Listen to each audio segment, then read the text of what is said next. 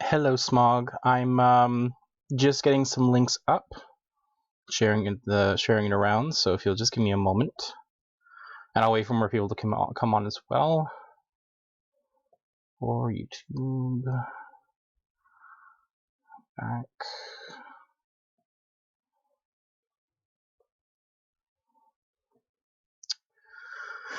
Da, da, da.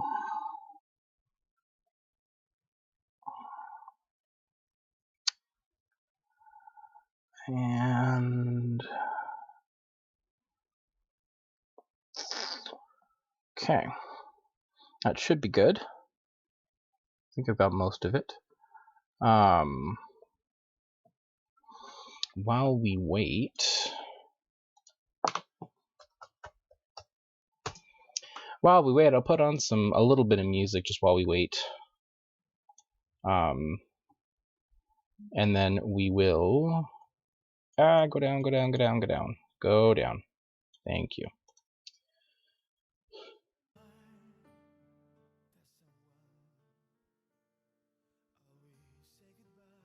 Excuse me, there's something.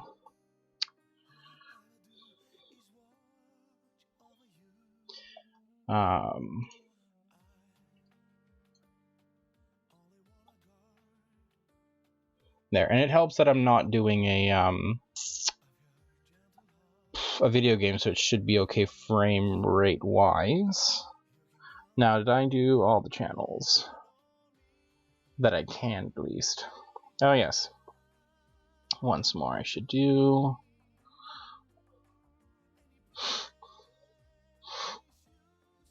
Okay. I guess just this matter of bringing that up.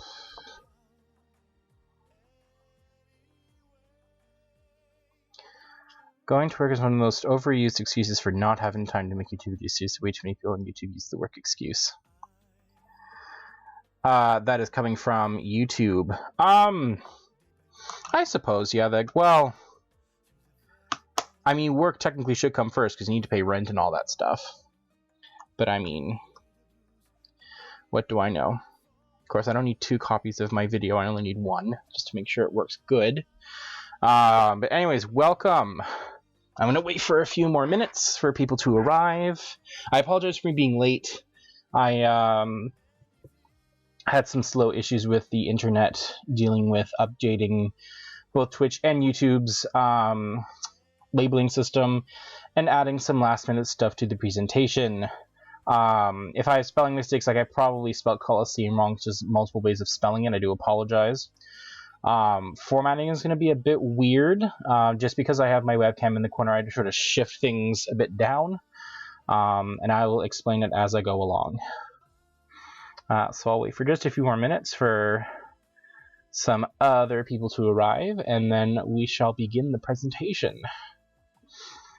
Yes, if you have questions in the chat, feel free to ask. We're doing Italy today. More specifically Rome, but for train purposes, you can do the entirety of Italy, really. But yeah, we're going to be focusing on Italy today. I'm hoping that by either the end of this week or the beginning of next, I can do Vatican City. Vatican City would be a lot easier to do because it's a lot smaller. Not just physically, but in terms of content, because there's no national train system, there's no hotels. I won't have to worry about flights. Currency, I basically just have to show off what it looks like. Welcome, Boily on YouTube. All right, I can stay for about 20 minutes. Okay, that works for me. I'm going to hopefully start in about 2-ish minutes. Wait for some more people to come through, and then we shall begin. And I'll have the music off just so it's not as distracting. But it's sort of like waiting music. It's very fun. There was 1 or 2 images that I forgot to scan into the computer, so I will hold them up. Hopefully you'll be able to see them with the webcam. Nothing critical, thankfully, so I don't have to worry about you only sharing on YouTube. No, I'm doing both YouTube and Twitch. I'm on both right now. I wanted to make sure this was restreamed to both so I can give people the most access. I need to...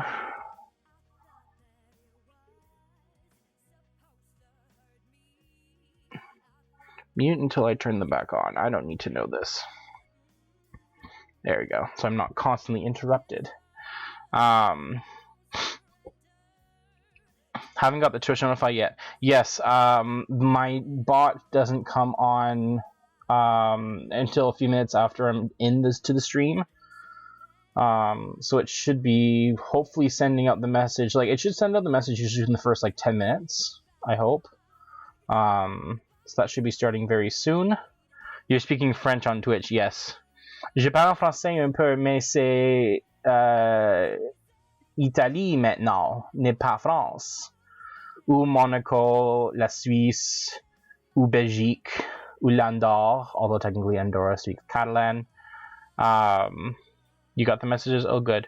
So yes, we are speaking Italiano today, although I don't know as much Italiano. I know buongiorno, grazie mille, libertas, vola, insieme, little words like that, but nothing too critical. All right, so it's past 10 minutes. think this is a good way to start. Turn off the music, and we shall begin the presentation. Just going to make sure it's actually working properly. Perfect. I'm on a bit of a delay on my screen, so it'll be timing will be a bit different, but that's okay. So the contents that we're covering today in the Q&A, and again, this will be saved on a live playback, so if you are you afraid of missing things, don't worry, you can watch it back. I may try and add timestamps in the YouTube version if I'm smart enough to figure out that sort of thing.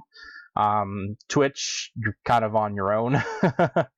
But for on YouTube, there should be. I'm going to try and put timestamps in the description, so you know when the presentation starts and what section. If you want to go to a specific section, if you want to skip sections, blah blah blah. So the contents that we're covering today, we're going to talk about what Italy is. It's kind of straightforward because most people in the Western world know what Italy is, thankfully.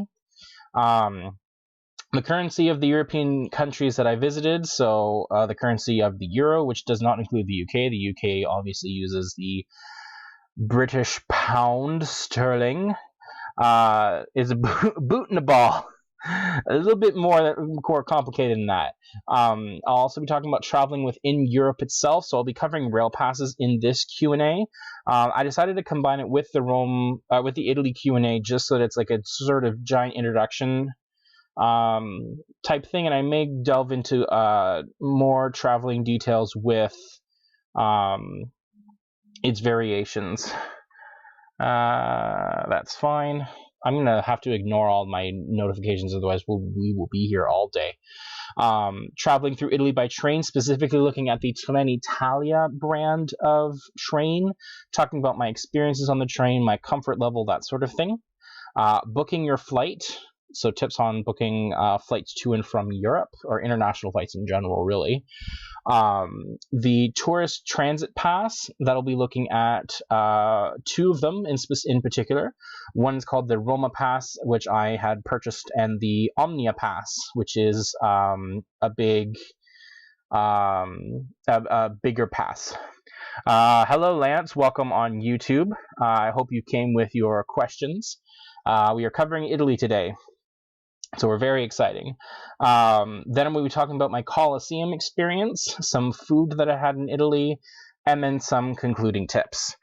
If you have any questions at any point, feel free to ask them in the chat. If they aren't covered in the certain section that we're on now, I will try and get back to them either at the appropriate time or at the end of the presentation. So just a few abbreviation notes for those who are pretty straightforward when it comes to language. These are the abbreviations that I will be using. So EUR stands for the euro, which is the common currency within the European Union, with the exception of a few countries. CAD stands for the Canadian dollar, which is the currency that I use. The USD stands for the United States dollar, which is where my American audience utilizes. The GBP stands for the pound sterling, which is the currency of the United Kingdom. And AUD is the Australian dollar. Now, these 5 currencies I will be using throughout the presentation, so you won't have to worry about trying to figure out how much 10 euros is in American dollars, or how much things cost in your local currency. I have these top 5 currencies. These are the currencies that I have the most audiences from. So if you do come from a country that does not use any of these, I do apologize. If I was able to utilize all the currencies in the world, I would. So for most of you who do not utilize these currencies, I would recommend sticking to the euro, as this is your main currency, or if you are really stuck on the euro, then utilize the United States dollar, because that is the more common aspect of currencies around the world. Also, EST, Eastern Standard Time. So this is the time zone that covers New York and Toronto, where I currently am. GMT is Greenwich Mean Time, This is sort of the prime meridian on the Earth, and this covers time within the United Kingdom, the Republic of Ireland, and Portugal. So when I do the Portugal and the United Kingdom PowerPoint presentations, I will be using GMT time to describe any time that I need to worry about. CET is Central European time, so this covers Italy, France, and Spain, as well as most of the western part of the continent of Europe, with the exception of Portugal. And now we move on to the About Italy section. Italy is a relatively new country in terms of the modern shape of Italy. Of course, we know Italy from the Roman Empire and from the Holy Roman Empire, at one point being part of what we call the Papal States, now the Vatican City, and of course a myriad of city-states. Before Italian unification in 1861, Italy was made up of very tiny city-states, hundreds and hundreds of them. And they all were unified in 1861 to form the modern-day country of Italy. Now, of course, this is the symbol of the country of Italy, essentially its coat of arms. It is a star in the center with a gear in the background with wreath of what looks like... Actually, I'm not sure what type of plants they are, but they would be similar to the head wreaths used in Olympic times in Greece. But Rome had their own version. And in the bottom left-hand corner here, we can see a sort of touristy map of Italy. You can see Termini Station on the right-hand side towards the center. And on the very top left, you can see Vatican City and sort of all the different monuments in between. We're just going to go over a brief introduction to the euro. So for those European audiences, mainly Crystal, you can ignore this section because you use the euro on a daily basis. These are the bills of the euro. The 5, 10, and the 20 will be the ones that you will utilize the most. On occasion, you may run into a 50 euro note. It is quite rare and will probably only be found when you're going to the ATM and taking out a large amount of money. Sometimes the ATM will give you 20s, other times they will give you 50s. It is highly unlikely you'll run into the $100 bill, 100 euro bill, but this is what it looks like. And there are also 200 and 500 euro notes, but you will not run into them at all. Now you're looking at these pictures and you're noticing that each of them are a different size from one another. You notice that the 5 is quite small compared to all the other bills. And that's because you'd be correct. This is the size comparison between the currencies that I'll be using in this presentation. The $5 American bill, the $5 Canadian bill, the $5 Australian bill, and the £5 note, all in size comparison with the 5 euro note. As you can see, these are quite different sizes. I tried to scale these currencies to as accurate a size as possible, making sure that the width of each bill was accurate to relative to the image of the overall package. So as you can see the $5 American bill with Mr. Abraham Lincoln on there. Compared to the 5 euro note is much longer and is also a little bit taller as well. The one below it is the very bright and blue Canadian $5 bill. Now, of course, this is a specimen bill and is not as blue in terms of some of the features. Of course, it's very slightly exaggerated. But it is pretty accurate in terms of the shape and the color of the rest of the bill. And as you can see, the 5 euro note is also quite small in comparison. The Australian note goes down significantly in size compared to its North American counterparts, and of course has a different color and features Her Majesty the Queen. Her Majesty the Queen Elizabeth II is also Queen of Australia on top of being Queen of England, and Canada, New Zealand, Papua New Guinea, and a myriad of other countries. So that's why she's on the Australian bill. And compared to the 5 euro note, it is similar in height, But again, the width is slightly smaller. And of course, you have the second smallest note, which is the £5 note from the Bank of England, also showing on the Queen of England. And the €5 note actually features Europa, which is sort of the mythical embodiment of Europe, sort of in the security stripe on the right-hand side. All of the Euro banknotes feature an architectural design rather than a person or a particular image, and that is to represent the entirety of Europe.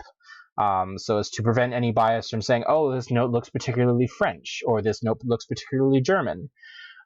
Instead, utilizing architectural designs, each of these bills can feel like they are part of the larger global European community. I love how the second one is fake with the Euro side. Yes, I was, of course, utilizing images from the internet, as it is illegal to, photocopy money. So yes, I'm utilizing images from the internet. These are the various coins of the Euro. These are not set to scale. The sizes, unfortunately, are not accurate, not only because I wanted you to see the actual design of each coin relatively well, but even in comparison to others, they're a bit off. I wasn't able to get accurate measurements in time for this presentation, so they're a bit off in terms of sizes, but I do have a size comparison, just so that people can understand sort of the size comparisons to what any other currency would look like. So the 1 cent coin is actually smaller than the dime. It is quite small, very tiny, very easy to lose. It's also worth the least, so if you do lose this coin, then it's not a particular problem. The 2 cent coin is about the size of a regular penny found in the United States and Canada, and probably of the UK as well, possibly a bit smaller. The 5 cent coin is about the size of an American or a Canadian nickel. For the British equivalent, let me have a look, because I actually have copies of all the coins. That's a bit tough. Maybe the size of a 20 pence coin? Maybe a bit smaller. The 10 cent Euro coin is also just slightly smaller, or slightly larger than the size of a penny, and that goes for Canadian and American pennies, and UK pennies, maybe 5 pence coins as well. The 20 cent coin is larger than nickel but smaller than a quarter. So in UK terms, you would probably be looking at, again, similar to the 20 pence coin. The 50 cent coin is about the size of a quarter in Canada and the United States. And in the UK, I would say that's probably about the equivalent of a 10 pence coin. The 1 euro coin is, as said, chat, based off of the pound coin in the United Kingdom. They are about slightly smaller than a quarter, so it is not the size of a loonie or a toonie in Canada. And the 2 euro coin, which is similar to the toonie in Canada, because we also have $1 and $2 coins, that is slightly larger than quarter. So for Americans, you have 1, 5, 10, 25, and 50 cent coins. 50 cent coins aren't relatively well used, and you also have your dollar coins, but they're out of favor. In Canada, we have something similar, where we have our 5 cent, 10 cent, 25 cent, 50 cent, $1, and $2 coins. We don't use our 50 cent pieces in circulation that often, but they do exist. And we utilize our dollar coins and $2 coins very frequently. So the big differences here is that in Europe, they have a 2 cent coin instead of just a 1. And instead of a quarter, they have 20 cents. 20 cent and 50 cent coins are openly used and encouraged to be used within Europe. So if you're not used to using 50 cent coins in North America, you'll have to start getting used to using them in Europe because they are quite frequent. Now, 23 countries have their own national design on the back, and as you can see, these are the Italian designs. Now, each of these represents either a piece of architecture, a piece of art, or an individual within their designs. And as I said, 23 different countries issue their own European Union euro coins, each with their own national designs. Some countries like Belgium and Spain will only show off their monarch. Other countries like Italy and France will vary. Some countries have set designs, so their 1 cent, 2 cent, and 5 cent coins will have their own designs. The 10, the 20, and the 50 will have another design, and then the 1 and 2 euro will have a similar design. So it depends on each of the countries. So if you're a coin collector like me, it's always fun to try and collect as many euro coins as possible.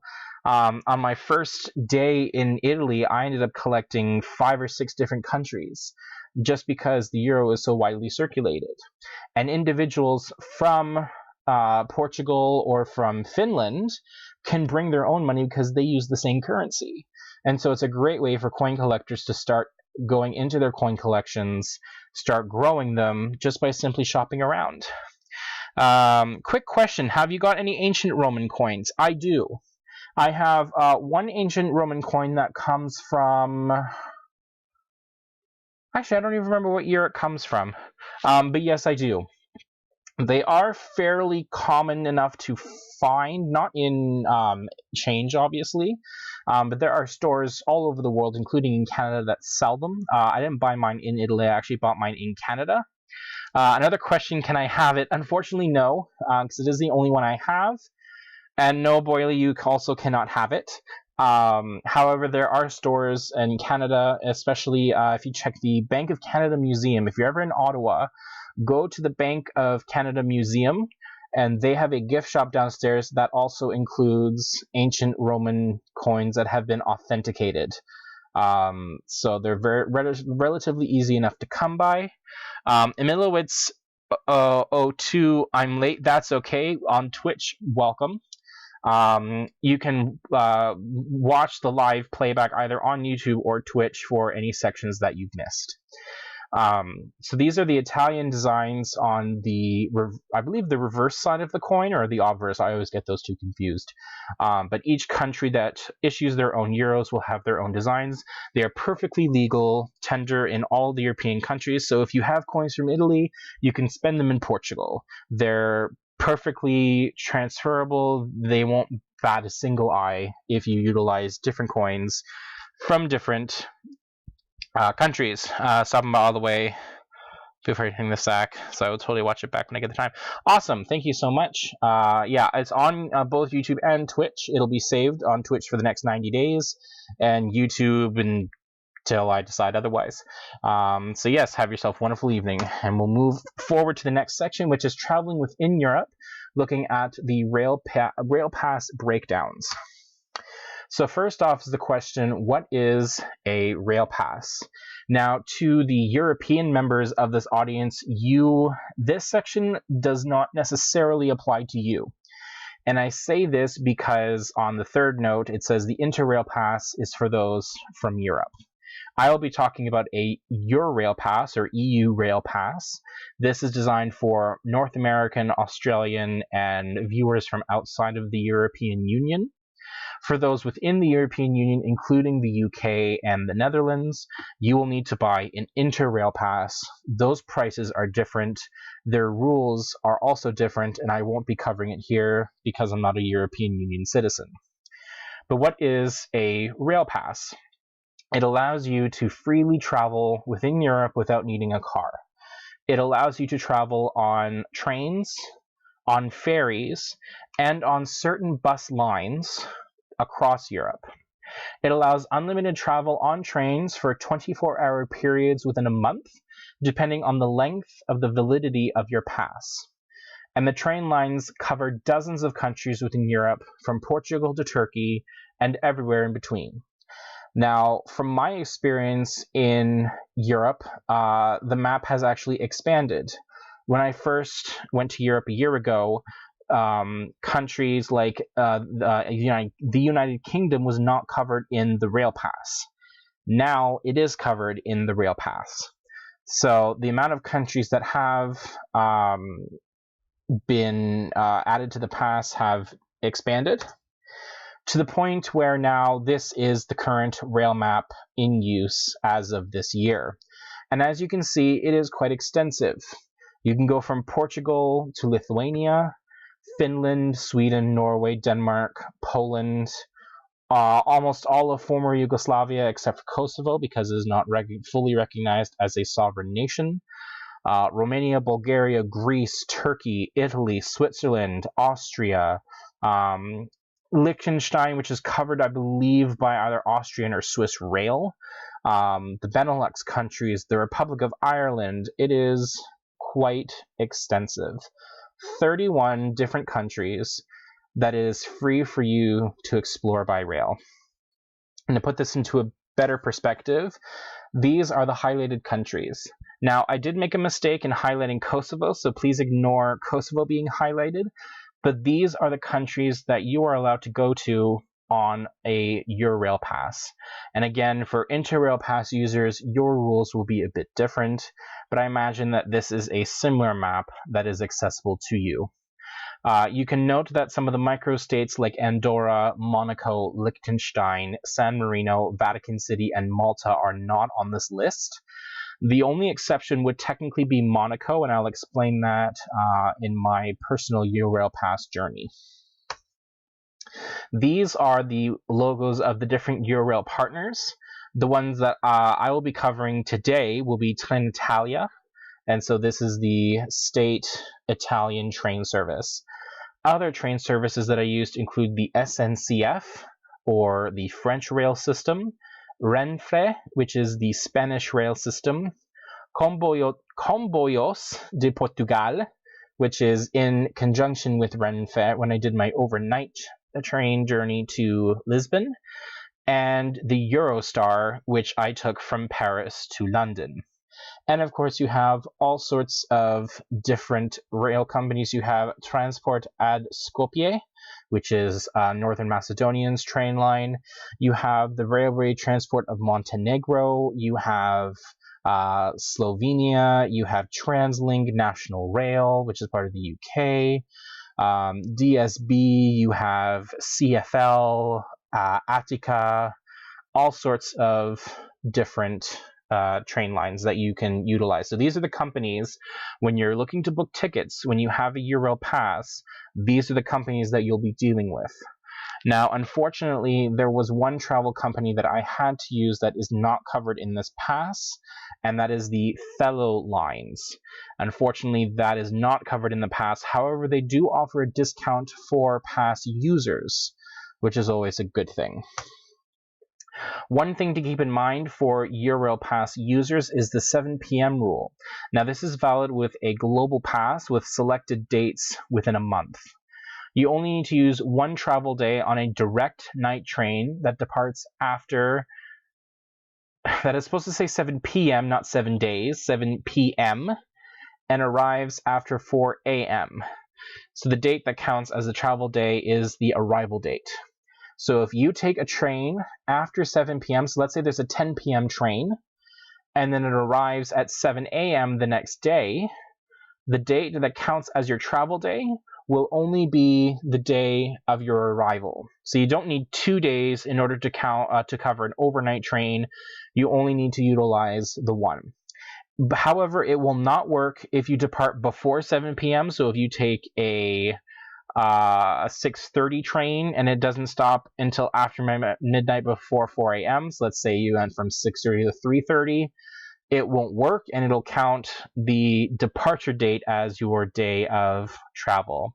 And the rule applies only after the activation date of your pass. So you can't use your pass the day before it's ready to be activated and count that as a travel date. You have to only use this rule after it has been activated.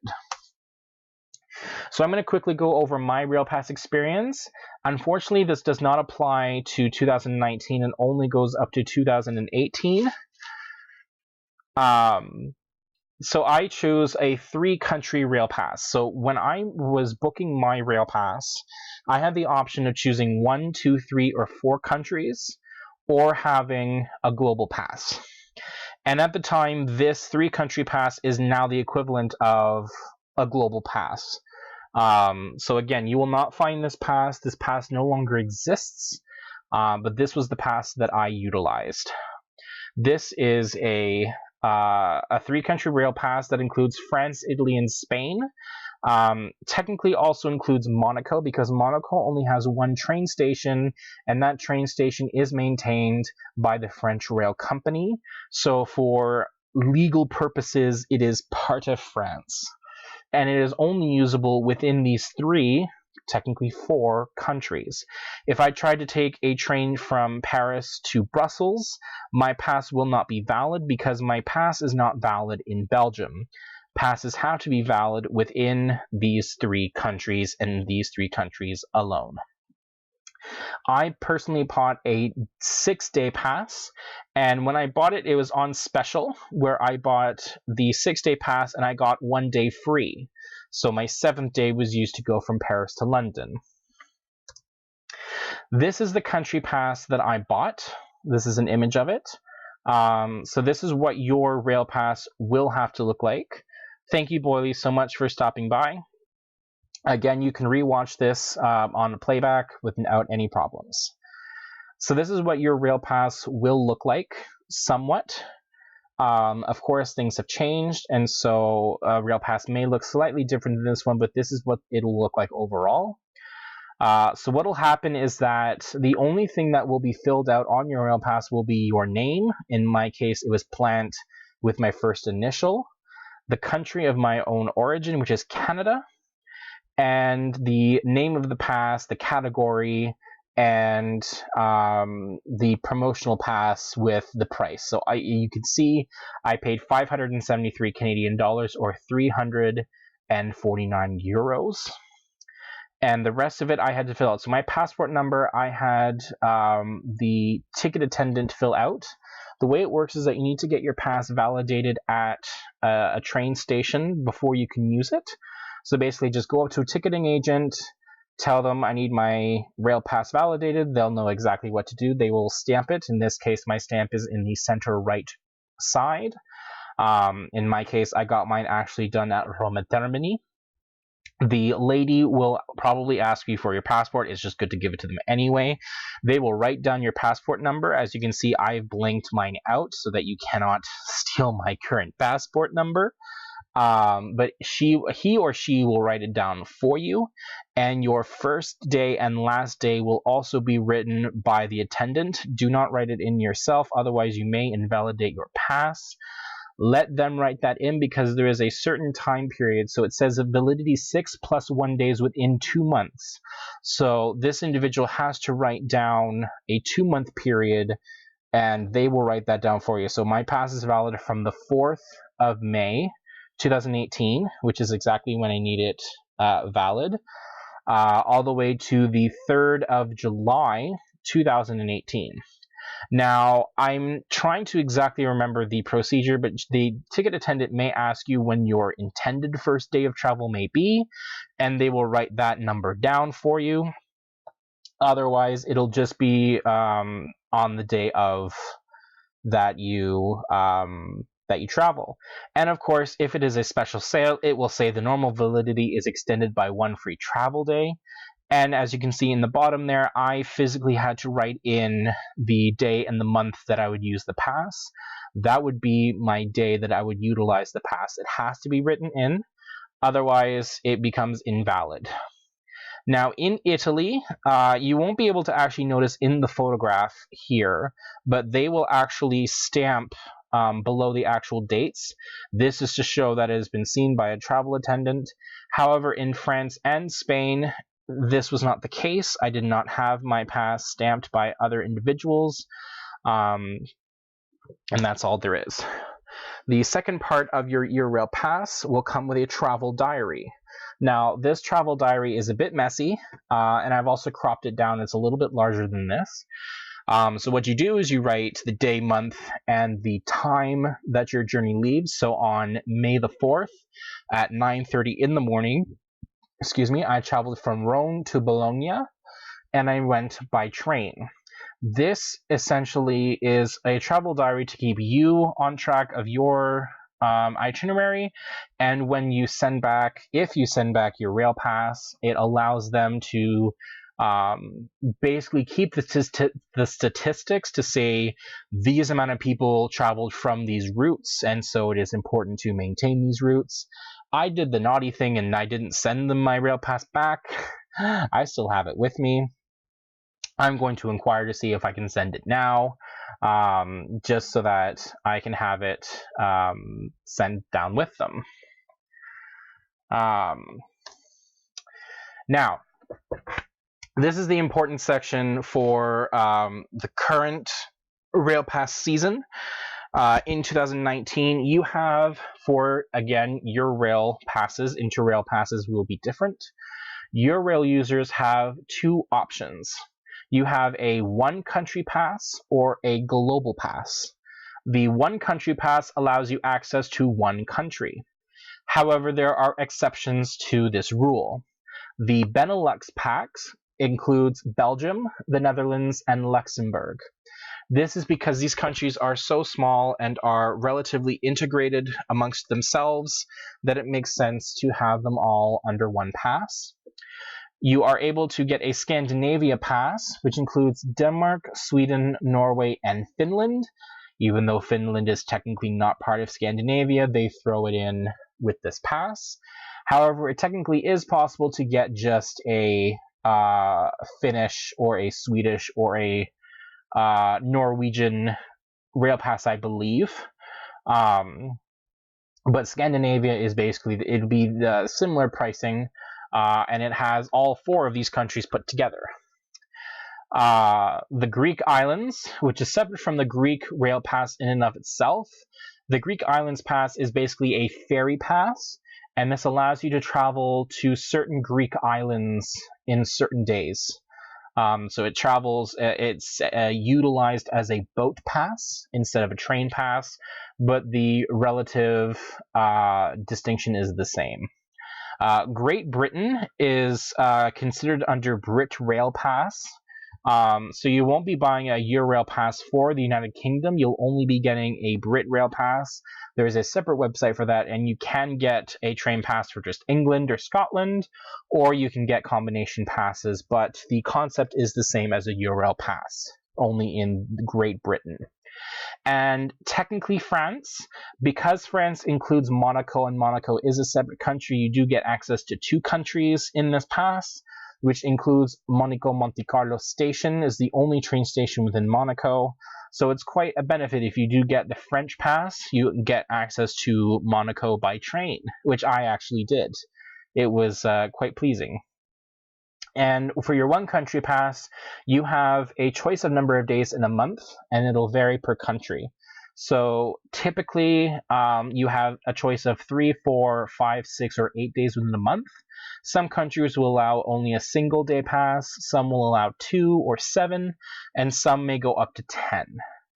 Now, this is only good if you're planning on being in Europe and you just want to explore the rails, explore and go from village to village, city to city very quickly, without needing to worry about buying individual tickets. The one country pass would be good for you.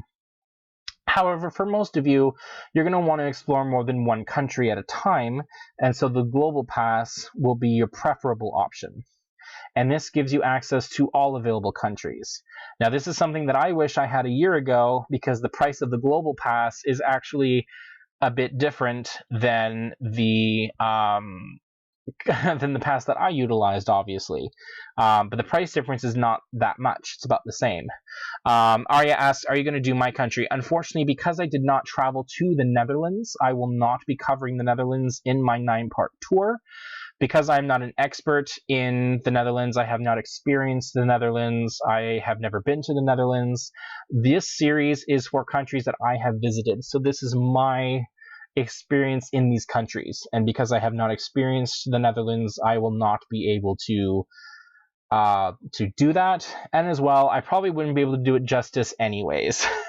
So no, I will unfortunately not be covering the Netherlands. So the countries that you're able to access are listed here, but I will read them out to you in case you don't feel like reading this entire list.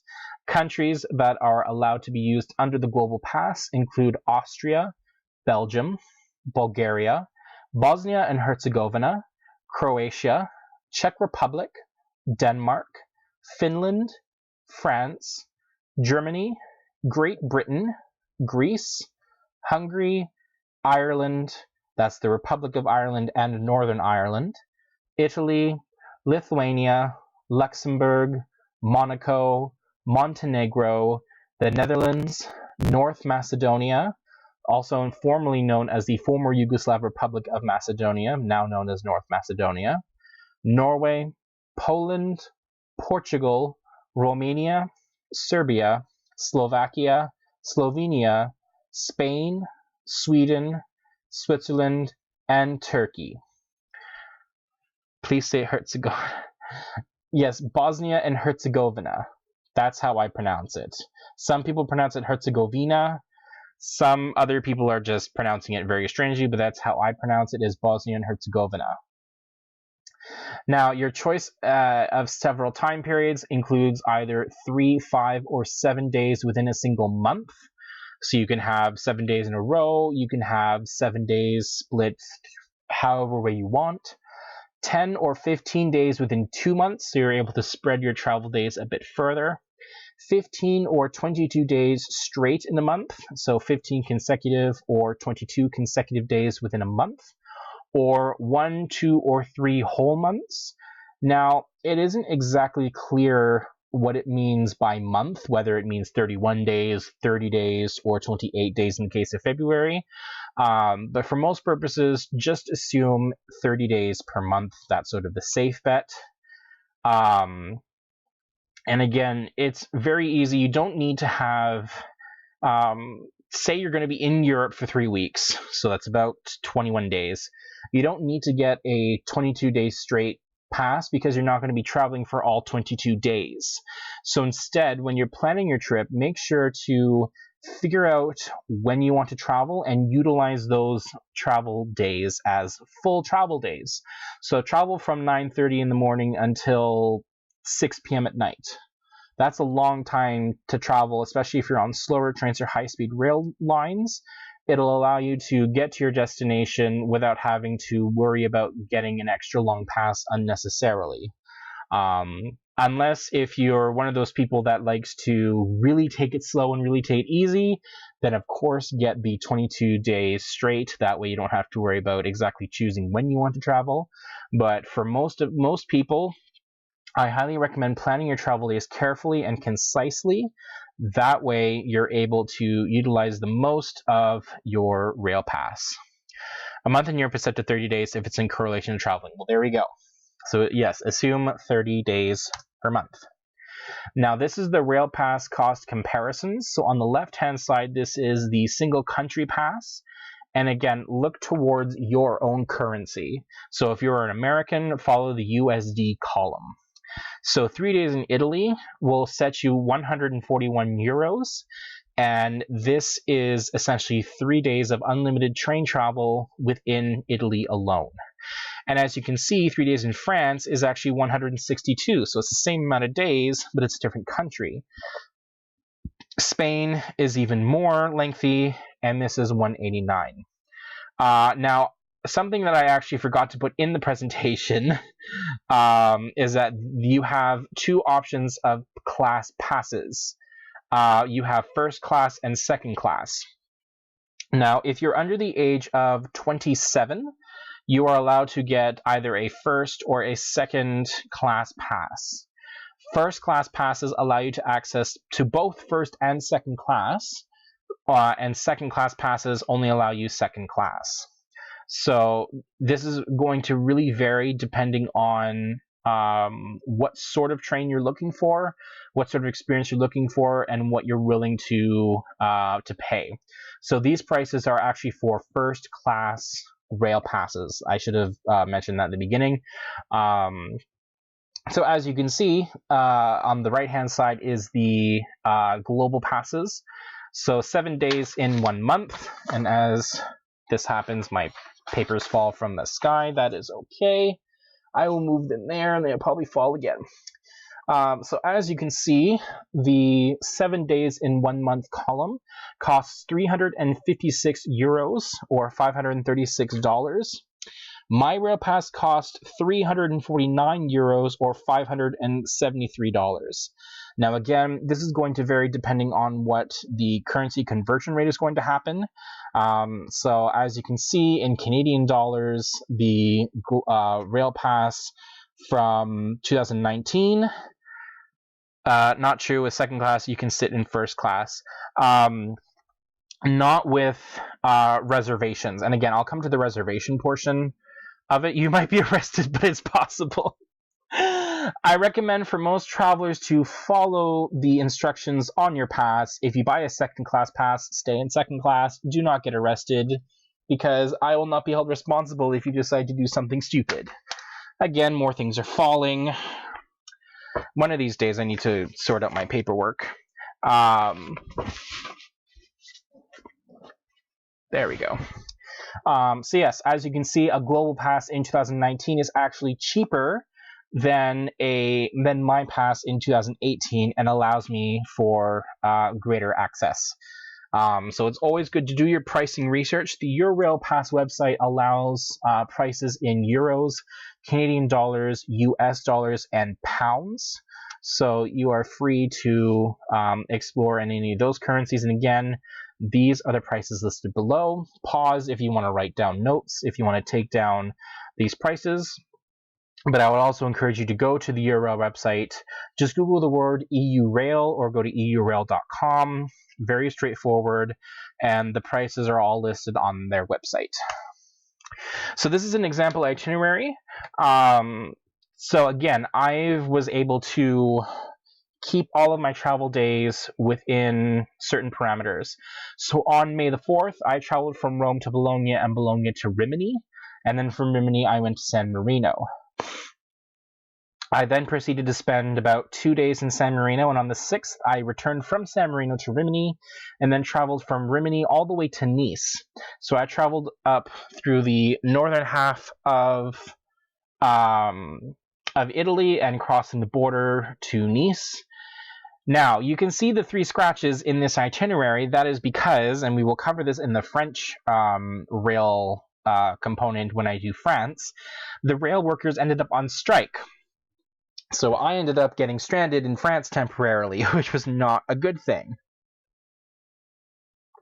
So as you can see, I was supposed to go from Nice to Marseille at 10:19 a.m. on the 8th. Instead, I went from Nice to Toulon at 11:57, getting the train there, and then taking a train from Toulon to Marseille at 14:25 or at 2:25 p.m. Note that the time will be written in 24-hour time, because that is the time that Europeans use. So please be mindful of that. It's also known as military time in North America. So familiarize yourself with military time. It will help. Then I proceeded from Marseille to Montpellier. And from Montpellier, I took a bus to Barcelona. So that's why you can't see a transition from Montpellier to Barcelona. It's 22:52. Yes. If now from Barcelona, I went to Madrid. And from Madrid, I went to Lisbon. Lisbon was not covered in my pass. I bought that ticket separately. So that's not included in my itinerary here. Then I traveled back from Lisbon to Madrid, Madrid to Barcelona. I took a bus from Barcelona to, actually, I think the next slide actually tells you what my actual itinerary is, and there it is, actually. So as you can see, these are all the transportation options that I utilized, taking either buses or trains.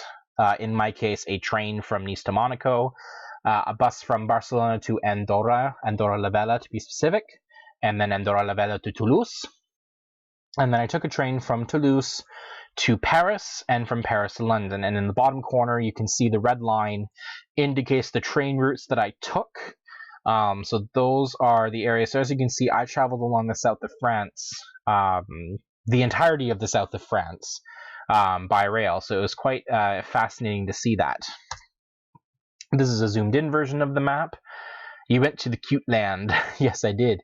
So as you can see, I started in the very bottom right-hand side at Fiumicino Airport in Rome, also known as Leonardo da Vinci Airport, although it is more commonly known as Fiumicino.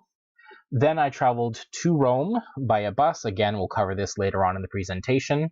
Traveled up to Bologna, down to Rimini, took a bus to San Marino, backtracked through Bologna up to Milano, and then down to Genova, along the south of France to Nice, eventually made my way to Barcelona, crossed Spain and into Portugal, backtracked back to Barcelona, crossed up through Andorra, and crossed up through France to get to Paris, and then eventually getting my way to London. So as you can see, in the span of 3 weeks, I managed to travel quite a distance. And if you can see in the top left-hand, not top left-hand corner, but the top left-hand side, you can see the Netherlands, and you can see Belgium and Luxembourg in the distance. I came very close to Belgium, very, very close. But I did not cross the border. I stayed within my designated countries. Now, when it comes to a rail pass, the other part of it is that you will require to purchase a reservation with your rail pass. So the rail pass has certain things with it. Either you do not need a reservation and it will tell you specifically when you go to plan your trip on the website. It will tell you that this train does not need a reservation. That means that you just get onto the train with your rail pass and your passport, show the conductor both, and you're good to go. Other routes will require a reservation, and it will tell you the cost and how much it actually goes for. This is a comparison without a rail pass. So if I were to buy the tickets outright, and when I were to buy the tickets with my rail pass. Now, all of these tickets are considered first class. So again, these ticket prices are for first class. If you are second class, then your prices will vary. And if you want to buy the tickets directly, you'll be able to find some extremely cheap ticket rates. However, for myself, I wanted a first class ticket because I wanted a more comfortable seat and I wanted to go for a better train experience. For most common individuals, I'm not like most common individuals, but for most common individuals, second class is perfectly fine. There are no huge differences in most cases between first and second class, other than a little bit more legroom and elbow room and sometimes a welcome service. And this is going to vary depending on the train company. For most budgeted travelers, second class is perfectly fine. But because I'm doing it from my perspective, this is the trains for first class. Let's look at the first one, for example, from Rome to Bologna. Without a rail pass, the exact ticket that I got for the exact class and train and time costed me 95 Canadian dollars or 63 euros. With my rail pass, that price went down to $24 or 16 euros. And as you can see in the bottom, you can see the total cost of every single one of these tickets in the appropriate currency, 1,047 euros for my entire itinerary without a rail pass, and with a rail pass, it comes up to 908. So as you can see, there are quite large differences. Now, I have included Madrid to Lisbon times 2. This is the cost of 2 tickets. So it's not $242 per ticket. It is 242 euros on the with a rail pass side. It's not 242 for one. It is 242 for both, and that is a back and forth train ticket. Same thing with Barcelona to Madrid. I didn't want to just duplicate it because it's the same thing. It was the same price, so I just duplicated it. And on the with the rail pass side, I included the cost of the 6+1 day rail pass, which comes up to, and this number is different than the one that I showed you because this includes insurance, and I believe I included shipping as well. So in total, it came up to 608 Canadian dollars or 403 euros for the pass.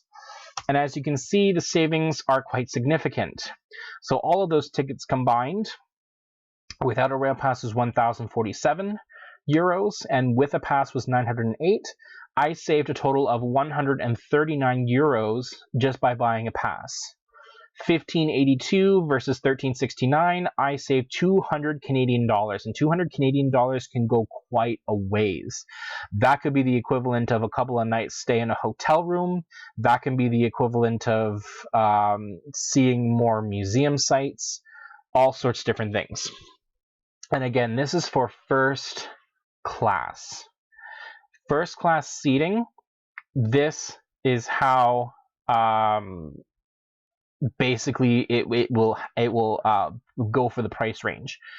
For second class, it may be cheaper just to buy the tickets outright and not get a rail pass. So again, make sure to do your research, do pricing research to see which one is more economical for you. Yes, I know that some of the euros look fake. It is just a stock image. It's not actual money. So now we're going to discuss the different types of trains used within Italy. There are three main ones.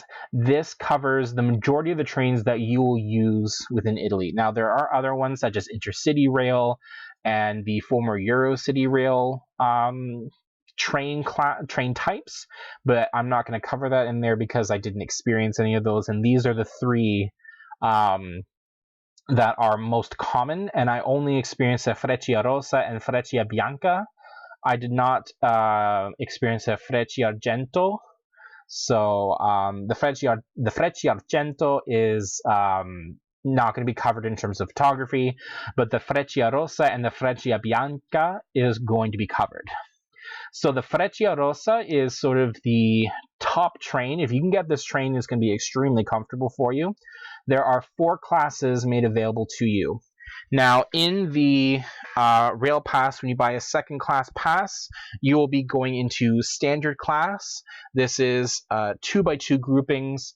Each section has power sockets, so if you want to charge your phone, then you are able to plug in the appropriate converter or the appropriate plug and charge your phone without any issues.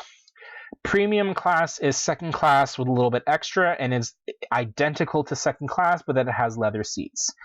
Don't bother buying for premium second class. It is just not worth it. They label first class as business class. So this is going to be a 2x2 grouping on one side of the train and a 1x2 grouping on the other side. So in a standard class, you're going to have a 2x2 and a 2x2. So basically 8 seats per sort of section, and it's going to be multiple sections. In business class, you're going to have a 2x2 grouping and a 1x2 grouping. So this class is actually really good for solo travelers who want a seat to themselves, or a couple who want to have a seat to themselves. If you're traveling with a group of friends, then standard class would probably be what's best for you. But what's interesting about business class is that it comes with a welcome drink and snack. And again, I have photographs to show this off. And in certain train stations, not all of them, but certain ones have priority boarding. So when I was in Rome, there was actually a priority boarding section, and I was able to go through the priority boarding section. So that's a nice little extra that can come with your rail pass. And business class is the class that will be covered by your rail pass. And the final one is the executive. This is dedicated to the executives on a business trip. You're not going to need this. Each car has 8 seats total. That's it. Just 8 individual seats. Comes with a full meal or a snack and lounge access in certain train stations. Now, the Freccia Argento is a slightly slower train and only has 2 classes, and is pretty much identical to the standard and the business classes of the Freccia Rossa, with a little bit less pizzazz. And the Freccia Bianca is again the same thing with only 2 classes. Most seats have a power socket in second class. All of them have one in first class. And there will be a complimentary coffee on a trolley made available. And the Freccia Bianca is the slowest of the 3 high-speed rails, going at 200 kilometers an hour or 125 miles an hour. So this video, as you can see, is me attempting to board the train at Roma Termini station. This is the train that's pulling up, and this is the Frecciarossa that is going to be going to Bologna. And as you can see, it is a very sleek looking train. A lot of trains in Italy are either very rundown or very modern, so you'll sort of get a little bit of a mix. And as you can see, the platforms are lit up to each car, so it'll actually tell you which car is at which thing, so you'll know which car to get into. And each door is labeled with a digital label, so you'll be able to tell which car is going where. Because certain cars may detach during station transfers, you'll need to make sure that you're on the right carriage in the right seat and to know when to get off at the right time. Now, this is approximately what a train ticket in Trenitalia will look like. It is going to be slightly longer in the blank white section, just because for sizing purposes I cut out a lot of the extra blank nonsense. But this is what your ticket is going to look like. So this is what you're going to need to board the station. Now, it has a QR code, so you can put your ticket on your phone, and I do recommend having a digital copy, but I highly encourage you to take a paper copy with you. It's going to make things a whole lot easier in case your technology fails. It has the full ticket on there, and of course, mine has the Global Pass written on it, and it has my pass code written on there somewhere. I'm not exactly sure where it's written, but it is written on the ticket to match. And of course, my name is on there. I have my passport as identification. And the total amount says 10 euros, so that's how much the actual reservation costs. There is also a booking fee of 6 euros, so that's why it's 16 euros. And it says payment in cash, and I actually paid by, I believe it was either credit card or debit card online. And again, it actually tells you departure station Roma Termini, so it's in English. Hours at 9:30 in the morning, and arriving at Bologna Centrale, not Centrale, Centrale, at 11:25 on the same date. It tells you that I'm on the Frecciarossa 9616, service business class first, coach 3, seat 6D. So each of the seats are labeled, and you'll be able to see exactly where your seat is. I was very fortunate that on, I believe, all of my Italian trains, I was sitting in a sectioned off seat 2x1. So these are images of the train. On the left, I believe, is the Freccia Bianca seating arrangement that I had. So slightly less nice leather, but it is still leather. A table that can fold up or a little bit down to give you more writing space in case you need to do some writing. My first class experience came with a snack and a coffee, and I actually also had a water bottle as well given to me. And in the morning, you're also allowed to take a Italian newspaper free of charge. So it is quite a lovely experience. The seats are very, very comfortable. I enjoyed them quite a lot. On the right-hand side, you will see the Frecciarossa train, so it's a nicer, darker leather. And as you can see on the bottom right, there is a cordoned off section. That is what the 2x2 section looks like. So again, it's quite spacious, it's quite large. Perfect if you're traveling in groups. If you have 2 or 3 or 4 of you, you have a sort of small sectioned off area. So there's a little bit of added privacy, and there are luggage holders above you. So if you're able to basically carry your luggage, you can either put it up there, or at the ends of the cars, there are luggage spots for slightly larger items. I didn't have to worry about anyone stealing most things. So, if you're more paranoid, then, try and, keep an eye on it. But for most cases, people won't bother because it's just a bit more of a hassle to deal with, especially at station security. And as you can see in the center bottom, that is one of the views that I had on my train. There's a little farm and the mountains are in the background, so it was quite an enjoyable experience. I absolutely loved it.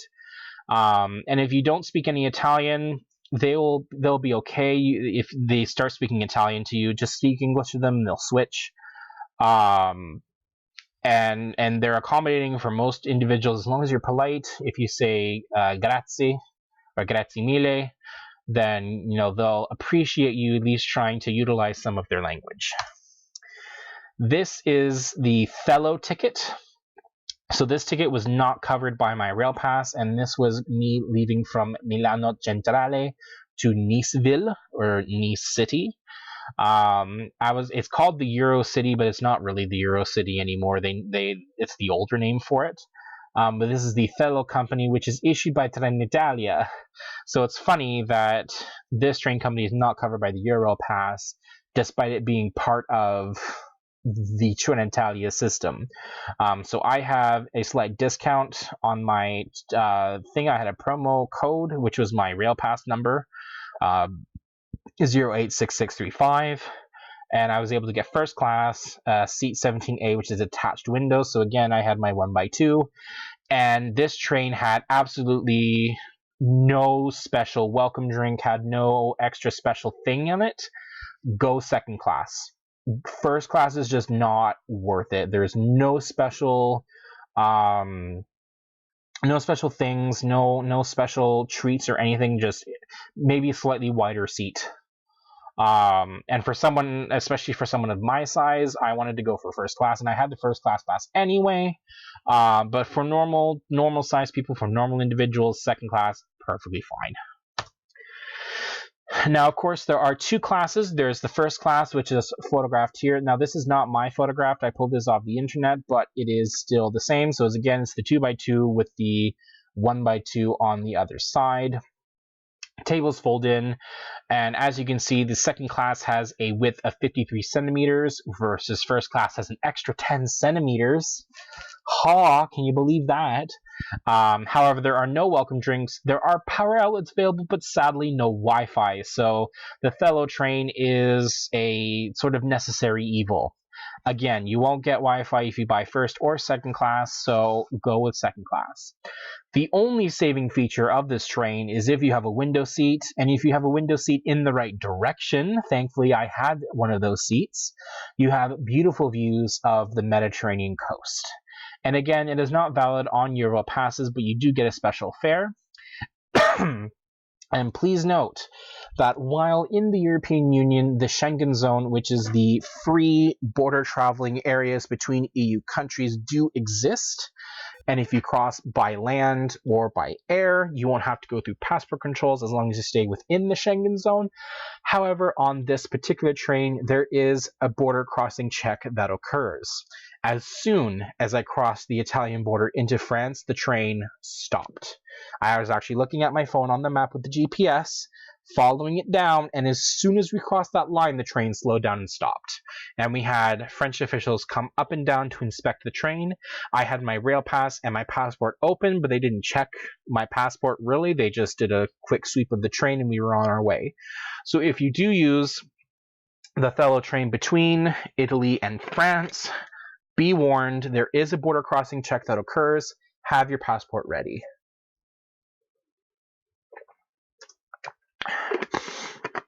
So to give you an idea of the view from my window, these are some of the views that I was able to get. So on the left-hand side is the Mediterranean coast, along with cities that exist up in the mountain, and I imagine in the distance eventually is Monaco. Unfortunately, when you travel through Monaco, you are underground, so you do miss the entire country essentially because it is going through the mountain. But you do get to see the station, which is quite lovely. And if you are taking the train into Monaco, it takes you directly to the train station in Monaco Monte Carlo, and from there you can either walk or take buses. And again, I'll cover the Monaco portion of my trip in the Monaco live stream. Now this next one is essentially a video clip of how close the train got to the coast. So it's not just a simple matter of, oh, the coast is in the distance. No, we came right up to the coast. It would have been 20 to 30 steps to the actual water. As you can clearly see, we are right up against the water. The beach is right down there. The road is right next to us. And so it is wonderfully integrated. And so this is what you want to see in a train like this. Again, there's not a lot of amenities, but it makes up for it in the view. So if you're wanting to take a scenic route through the south of France, I highly recommend doing it. Getting a right window seat is sometimes a bit tricky, but if you can swing it, the views are worth everything. Yes, this is in the direction heading to Nice. I don't believe we've crossed through Monaco yet at this point, so Monaco will eventually, we won't see it in the video, but it'll come up temporarily. But as you can see, the Mediterranean coast is right there. We pick up a bit of speed, and we're traveling faster than the cars. So obviously it is more efficient than car travel, and you won't have to worry about traffic. And we have our own dedicated lines. And it's absolutely gorgeous. That's the south of France, the Mediterranean Sea right there. And as you can see, it's right up close. The only way you can get any closer is if you walk there or drive. Some final Trenitalia tips. So tickets on the aforementioned trains, the Freccia Rossa and the Freccia Bianca, do not require validation on a ticket machine, as they are only valid on that specific train on that specific date. You passed Monaco. Double check to make sure the ticket validation requirements in case any rules change, because there are obviously rule changes that do occur. Rail passes do require activation and validation, so make sure to get that done at the Ticketmaster or at one of the staffed countertops. You'll need to use Italian language place names, so Firenze for Florence, Roma for Rome. So if you type in the word Rome, you won't get anything. You have to type in Roma. Milano for Milan, Venezia for Venice, Torino for Turin, and Napoli for Naples. The word tutte le stazioni means all the stations in that city.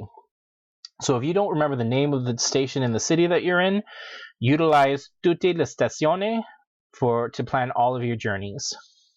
Make your reservations online ahead of time. Seriously, this saves you a lot of time and a lot of headache. If you're one of those spontaneous people, I don't know how you live. I plan everything, and so having your reservations online ahead of time saves you a lot of headache. And your only other option is to go to a staffed counter to make reservations. You cannot make reservations at self-service machines. You can still buy fully priced tickets at the self-serve machines, but they won't take cash, only credit and debit cards. And when buying tickets from the website, check the flexibility options for refunds or exchanges if you don't do the rail pass. Otherwise, you could get screwed if your plans get canceled. And most train cars have digital labels on each car door, so make sure that you're on the right car, as some trains do detach at certain stations and travel in different directions.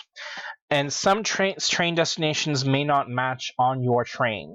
So if your train goes from Rome to Milan, let's say, but your ticket says Rome to Bologna, you're most likely still on the right train, as long as it's the correct train on the correct platform, because it'll say train 362 to Milan, and if your thing says train 362, that is your train. Double check with staff in case you're not sure. They'd be more than happy to direct you to the right platform, but your destination on your ticket may not match the destination on the train. That just means you need to get off at the right station. And every single station is announced, and every single station is labeled on television screens in each car. So you'll be able to tell exactly which station you're at, and at any point you can ask a staff member for assistance. Our next category will be flying to Europe. So when booking your flight, especially from a North American perspective, shop around your flight sites and your discount sites. So research different economy classes, see what comes with each, and double check with baggage rules and fees. Now, I know especially in this day and age, bag sizes and bag weight do matter. So please make sure to check those rules and to try and book your flight with a free checked bag. Also, book the travel insurance through the booking site if you don't have it already, through the bank, through your job, or through a university health plan.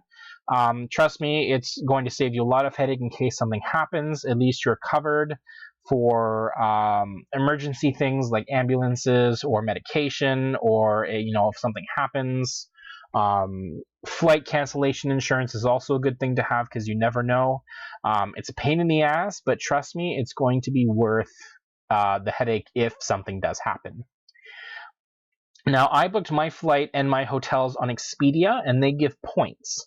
Now, when booking hotels, I know that using a mobile device such as a tablet or a phone, you can actually get double the points, which I think is kind of bizarre. And you can also get mobile pricing, which again is a little bit bizarre. So please do your research. I spent about 6 months planning this trip, and so I would recommend any reasonable person to spend at least 6 to 8 months doing your research, learning things. Take the time to book it. Honestly, you don't want to rush. You don't want to do last minute stuff. Take a year to plan your trip.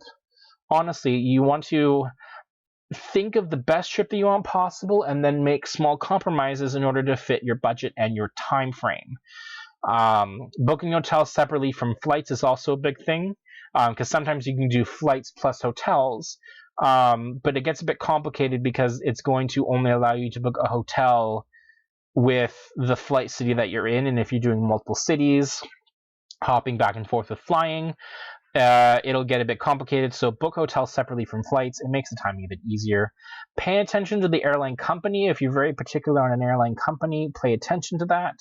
I flew with British Airways and American Airlines, I believe. And the flight was not that comfortable, obviously. But it was what it was. I survived back and forth.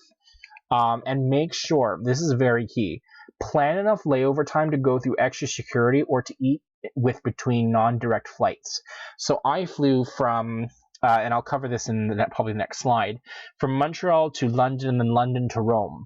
And I needed enough time to get through security in London Heathrow, to get to the right terminal, to have breakfast because I did an overnight flight, and to not be totally rushed. So make sure when you're planning your flights that there's enough layover time. You do not want a 10-minute layover time, because if you need to go through security, if you need to go through border control, if you need to go through anything, you're going to want at least 2 to 3 hours minimum layover time, at least, especially going through international flights.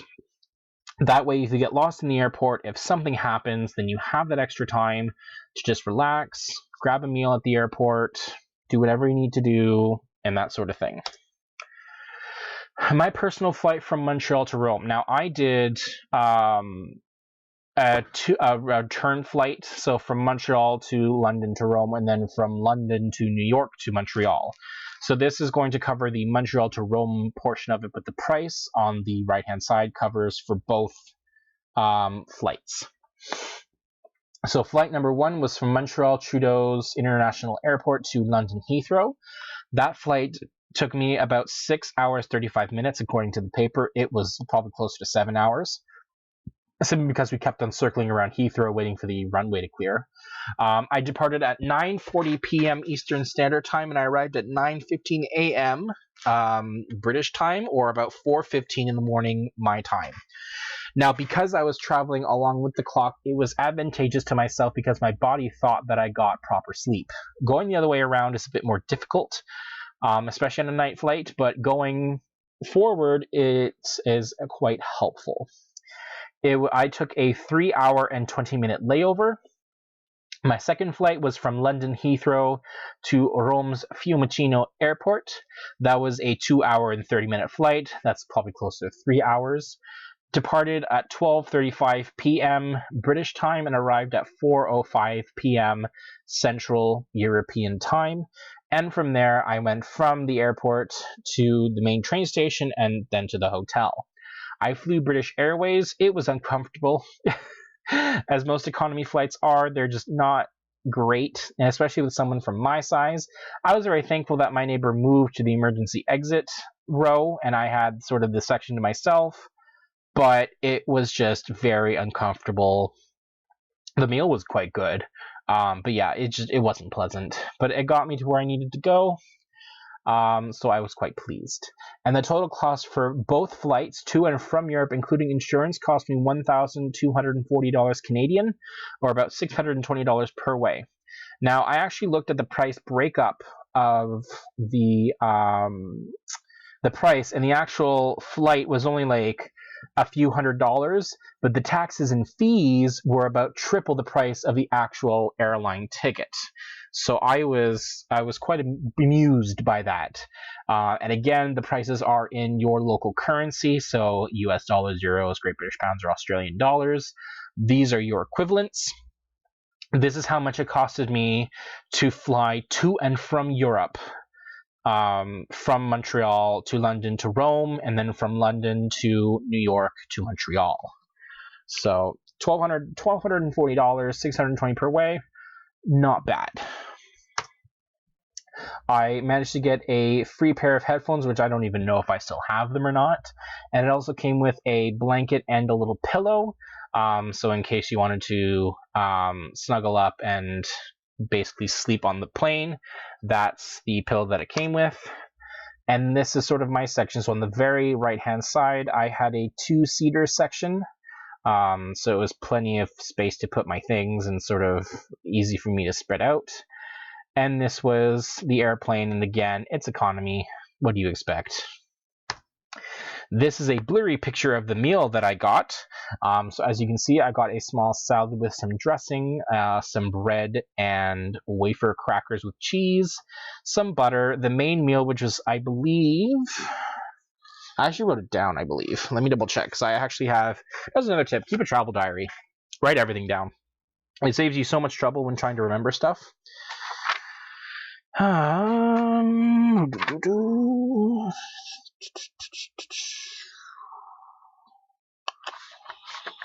Nope, too early. I had a chicken tikka masala, which is some sort of chicken dish. It was really good. I really enjoyed it. But yes, it was called a chicken tikka masala. TIKKA MASALA. That was the meal that I had.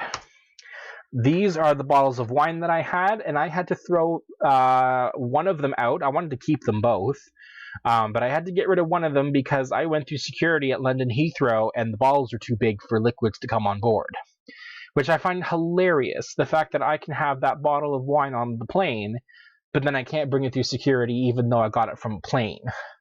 Just... It boggled my mind. And then for breakfast, we had a cream cheese filled pretzel.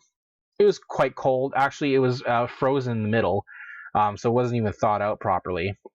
It was actually quite cold, but I ate it, and I had breakfast at the airport, so I didn't have to really worry about that. This is me filming the landing sequence. So this is me landing in London. So you can see there's England in the distance. All the English style housings, the different roads, and I'm sort of in towards the back of the plane, sort of, so it's a bit off. You can see all the little houses. It's quite lovely. You can see all the little cars in the distance. There's little buses, and it's the cutest thing ever. This is the first time that I've ever touched or will be touching English soil. But again, this is actually funny because this is the last country I visited in my trip.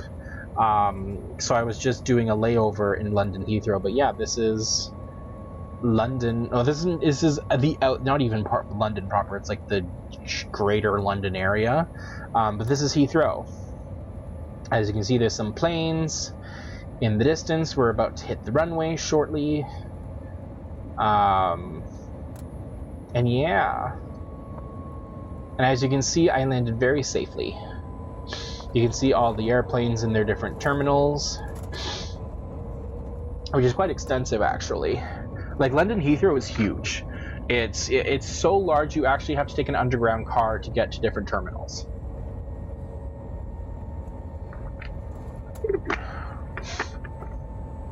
This plays on for a while, so sit back, enjoy, and relax.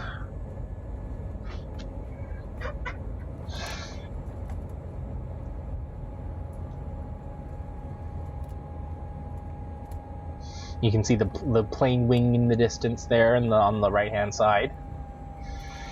Sunset, hello, welcome to the Livestream Q&A on Twitch. We're just getting into the flight portion. You missed the train portion, but it will be you can play it back at the end of the stream. So if you either want to go onto YouTube or Twitch, on YouTube I will be hopefully adding timestamps. So you'll be able to skip to each section of the presentation if you want to go to a specific section, if you want to skip. Twitch not so much, but on YouTube I will attempt to do that in the next few days. The local time is 9:15 in the morning. Well, please remain seated with your seatbelt fastened until the fasten seatbelt signs have been switched off. You may now make and receive calls as well as use all data services on your handheld and electronic devices. When it's safe to leave your seats, please take care when opening overhead lockers, as items may have moved and could fall out and cause injury. And before leaving the aircraft, please make sure you have all your personal belongings with you. And remember, smoking is not allowed until you've reached a designated area. If your journey ends here at Heathrow, after leaving the aircraft, please follow the yellow signs for arrivals. If you're connecting to another flight from Heathrow today... Yes, it is quite relaxing, because it is literally just me filming my journey into Heathrow. I most likely will have a layover in Canada. Yay! You can go and visit part of either Pearson or... Pearson might be a bit of a nightmare, though, because it's like... Montreal's a lot nicer. If you can swing Montreal, try Montreal, but Toronto's probably where most likely you will go. So this is the English breakfast that I had at London Heathrow Airport. It was at a pilot-themed restaurant. I don't remember... I might have written it down if I actually checked the damn book.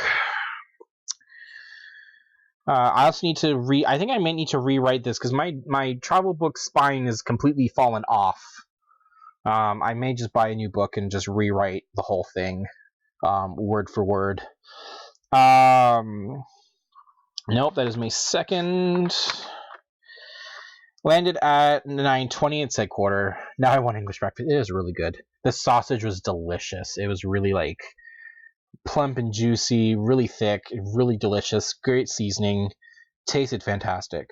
Okay, so I said that I after getting off, the signs kept on, but yeah, follow the signs. If you're in London Heathrow, just follow the signs. It'll tell you where you need to go. I took a mini metro followed by some escalators to go through security second time. I made my way to a restaurant called the Pilot's Bar and Kitchen, and I had an authentic English breakfast. And yeah, I had that English breakfast. So you see the beans, tomato, ham, bacon, mushroom, toast, eggs, sausage, several spreads. There's full tea with milk and creamer and whatever. The bottle of water was there, even though it was like an extra, I think it was like 3 or 4 pounds. Like, it was expensive, so I didn't need to touch it. And yeah, there's some photos of London Heathrow's airport. So there's the Starbucks, and then there's just part of the terminal. It's large. Now, I did not take any pictures of the Roma Fiumicino Airport because I wanted to get to the customs gate as soon as possible, so I wasn't dillying and dallying and whatever. So I got a bit lost, so I didn't take any pictures of the inside of the airport. It is quite confusing. But if you do end up going to Fiumicino Airport or the Leonardo da Vinci Airport, follow the signs to the exit. Even though it won't say like customs or anything, it'll just say exit. There will be a path to non-EU citizens. So just follow the signs for the exit. It's pretty straightforward. Now, getting from the airport to the city. The airport is located nowhere near the city, unfortunately. And if you don't drive, it'll be a very, very long walk. So you have 2 options. Option number 1, which is the one I took, is taking a bus. Now, bus services are going to vary their fees because there's several bus companies that run in the Fiumicino Airport. The one that I took costed me €6.90. And again, it's in your appropriate currencies down on the bottom left-hand corner. Return tickets were only €3 more. Again, in your local currency, please look at the chart. The bus service ran between the Roma Fiumicino Airport and the Termini station. The variable travel time due to traffic and speed, but it's anywhere between 45 minutes to an hour. Lean more towards an hour, probably a bit more. It departs on various schedules, but typically leaves every 40 minutes. Might leave a bit sooner. They'll have a chart of saying when the next bus will leave, so it's pretty straightforward once you're there. On this bus, there were no fees for luggage, so bring what you can carry, and there's free Wi-Fi, which was quite nice. And it drops you off in the outside station. So when you actually buy your ticket, and again, I'm sad that I didn't actually get to scan this. This is the ticket that I had purchased. So it actually has the code on it. It actually shows you, what bus route it is. And this is basically what your ticket looks like. This is what you will show to the bus person. Show them the ticket. They will look at it and be like, yes, this is fine. It'll stamp a date for when it's to be used. And that's basically it. That's all that it did.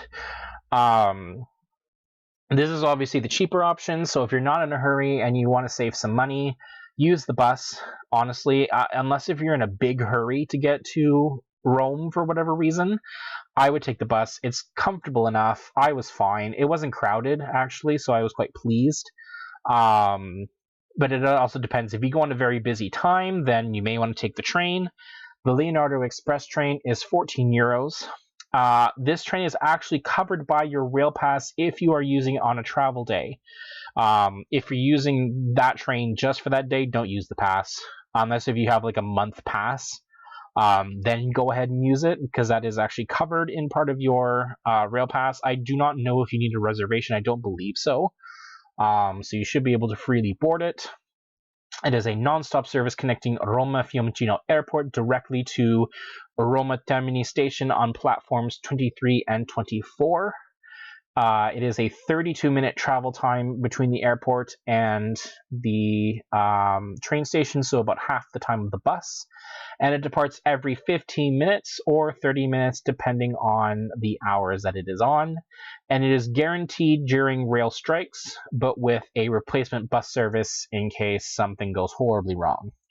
And there are no fees for any baggage. Again, you just bring on what you can. However, the prices are more than double. So instead of €6.90 for a one-way ticket, it is 14 euros. So in Canadian dollars, it is an extra almost $11 just to get there in half the time. So again, save your money, use the bus. It's a lot easier. My hotel in Rome. So this is the hotel that I stayed in, called Hotel Stella. So I stayed for a total of 3 nights. I paid a total of 214 Canadian dollars for all 3 nights, and that is the equivalent of $71.33 a night per night. To give them the context, most standard hotels in Canada will go for probably around $100 a night. So I was able to pay 3/4 of the price for a pretty decent room, and I took a lot of pictures. And again, it's all divided up into your local currency, so please utilize your currency to determine the price. Now, there is a not so hidden tax, but a slightly hidden tax. That is the city tax that must be paid per person per night up to 10 nights. So unfortunately for myself, I had to pay an extra 4 euros. This I didn't translate into different currencies, but it is a low enough number per night. So a total of 12 extra euros. And unfortunately, there is no way around this. There's no way you can pay for it ahead of time. You have to pay for it as you're there. And this is the case for many hotels in Europe. Not so much so in North America, but in Europe, you have to pay this fee. Normally, it's the day you arrive or the day you leave. And you pay for it. It's usually cheap, only a few euros. But that is a tax by the city, not by the hotel. And so, yeah, that's an extra expense that is not included in the price that I paid. So as you can see, this is a map of where the hotel is located. So as you can see in the bottom center, you see Roma Termini. This is where the train station actually is. And my Hotel Stella is in the very center top. So as you can see, and according to Google, it is about between 700 meters and 800 meters, depending on the route you take. And it is very, very straightforward, very close. I try to book my hotels close to either train stations or metro stations. So as you can see in sort of the center, top center, more towards the right, you see Castro Pretorio. Castro Pretorio is a metro station. which you can easily get to from the hotel as well as Termini station. So one of the biggest tips when you're looking for a hotel is it near transit? Whether it's by a bus that runs on a regular service, or whether it's located by a metro line, or the best yet is to get a hotel near the train station. Now, some hotels can be a bit pricey around the train station depending on where you are, but for $75 a night for a hotel, for my own hotel, then this was a fantastic price. Now, some of you are maybe saying, oh, what about hostels? Now, hostels are great for normal individuals. For the average standard person who isn't afraid of socializing, or if you're going in a group, then you can book a hostel room together. That's perfectly fine.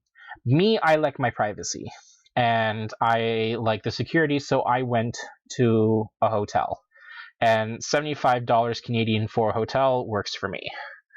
You did really good with this, by the way. Oh, thank you. Well, I'm about halfway through the presentation, but a lot of this is images, so this will go by a bit quicker. So this is my main hotel room.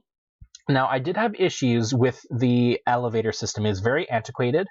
I would say that this elevator is probably from the 50s or 60s, where you had to manually open the doors yourself and manually close them. And if you didn't properly close the doors, the elevator wouldn't work. It would be stuck up on there. So I actually had the elevator stuck on the 4th floor of the hotel. So I had to climb 4 flights of stairs to get to the elevator for it to work. My room was on the very top floor. Now, the problem with this is that my hotel room, for some reason, was not labeled. There is no label on the door, so I didn't know where my room was. Most of the other hotel rooms in this hotel were labeled with numbers. This one wasn't. So I was searching all around. I was exhausted because I just came from a flight. I just came off a bus. I literally just landed in Rome. And this was, the hunt of a lifetime. So, just a word of warning to do your research, look at the photographs of the hotel, see what the elevator systems are like. And, if you need assistance, then, staff will be more than happy to help you. But this is my room. And as you can see, I have a 2 double beds sort of put together. That's sort of the equivalent of a queen-size bed in Europe. And then I had another bed. So this actually could sleep 3 people. And I had this all to myself. Plus, as you can see in the left-hand image in the right-hand corner, that's actually a very tiny balcony. That's sketchy. Yeah, it can be, but I survived. And I'm quite picky when it comes to hotel quality. This was a really comfortable sleep. I didn't have any issues. And on the right-hand side, you had a very small television if you wanted to watch some TV in Italian. Some cupboard space if you wanted to store some clothing, if you wanted to unpack your backpack and then repack it later. That's what I ended up doing. This is the bathroom. It's quite slim, but again, it works for me. There's a nice little window. The hairdryer is attached to the wall. It's sort of a wand more than anything else. It was a bit awkward, but I had shorter hair, so I didn't really have to worry about it. There's a nice shower. It worked for me.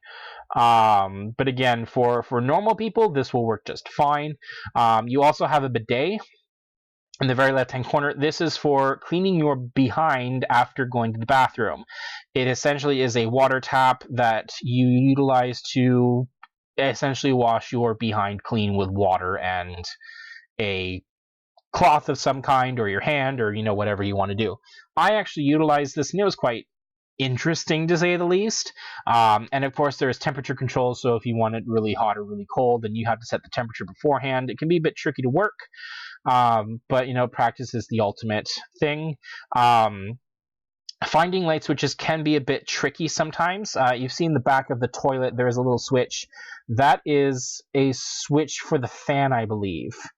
And as you can see, the light switch is next to the door, so it's definitely an experience. And of course, there's toilet paper and toiletries and all that sort of thing, and it came with a robe, which I don't think I ended up using because I'm not much of a robe person. This is the breakfast I had. So my breakfast consisted of breads and ham and cheese, some pastries in the corner like donuts and stuffed croissants, some jams and some hard toast crackers, and coffee and juice. The juice was not actual juice. I think it was like a powdered juice or something because it tasted extremely sweet. And this was my view on the right-hand side. So my view from my hotel room was basically an inner courtyard, so I didn't have a view. But this was my view during breakfast. And as you can see, it is quite lovely and quite beautiful. So I enjoyed my breakfast every morning on the rooftop. I didn't go out. I had the hotel breakfast. It came with it. And it was absolutely amazing. I had a wonderful time having breakfast in the morning. And especially if you wanted to get up and see the sunrise, you could do that too. If it's a good day, you can see people's balconies. It was magical. Our next section will deal with what we call the Roma Pass, or the tourist pass. This is what a 48-hour Roma Pass looks like, or at least what mine looks like. So it is a card, a sort of tap card like you would a debit or a credit card, and it has the tap feature. This is something similar. So you write your name on the pass along with the date that you activate it on, and in order to activate it, you utilize it either at an attraction or at a terminal transit. Losing the English word for things, the activation terminal at a transit point. You can buy the Roma Pass ahead of time online if you'd like. But the most straightforward thing for me was to buy it at a place like this. So at a newspaper and magazine stand, there will be signs that say Roma Pass is this much amount of money, and they are authorized dealers. So there's no worrying about being sketchy or anything like that. And this is where you buy souvenirs, metro tickets, bus tickets, all that sort of thing. But buy the Roma Pass here. Make sure the pass matches the amount online, and make sure that your pack is sealed. There will be a seal as you buy it to let you know that it has not been used. If the seal is broken, do not accept it. And you pay them with cash, and it's pretty much forward from there. Now, there are two main passes, and there's other passes as well, but these are the main two that I wanted to cover. One is the Roma Pass, and one is the Omnia Pass. So the Roma Pass has two options. You have the 48-hour or the 72-hour pass, and the prices are listed down below. It allows you to free entry to one museum for the 48-hour pass, two for the 72. Now, there have been rule changes. When I went to Italy in 2018, going to the Colosseum was completely free.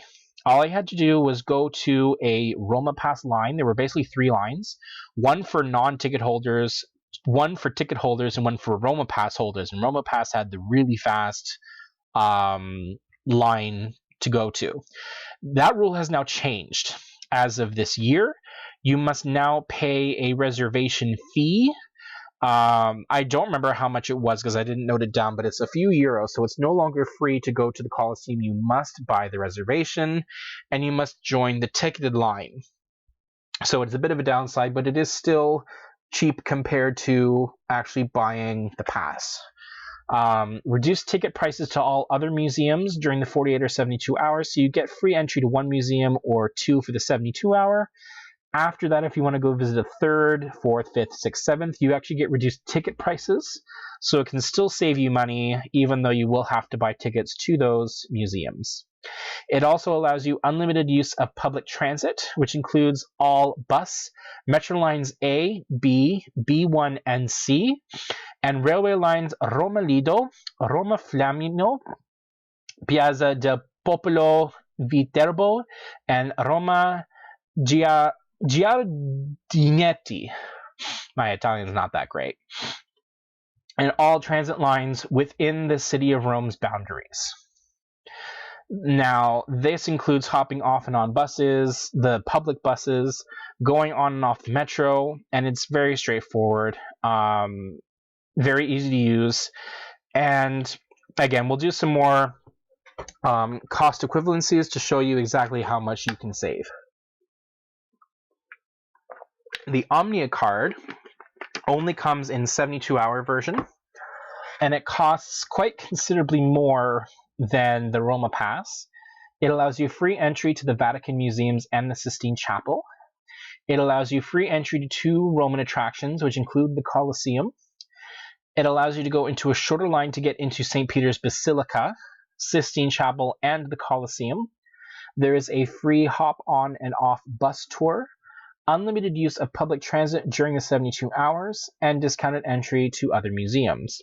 Now, I went through to the Roma Pass because paying $170 to get into the Vatican and the Colosseum is outrageous, and I'd only be able to use 48 hours anyways. And again, I will go through Vatican pricing, but I did not pay anywhere near 113 euros to get into the Vatican. Or the Colosseum combined, so I couldn't justify the 113 euros. So instead, I went with the 48-hour pass, which is 28 euros, and it was very straightforward. This is a list of the museums that you can access with the Roma Pass. So I'll name off just a few, but there is the full list that I've actually included.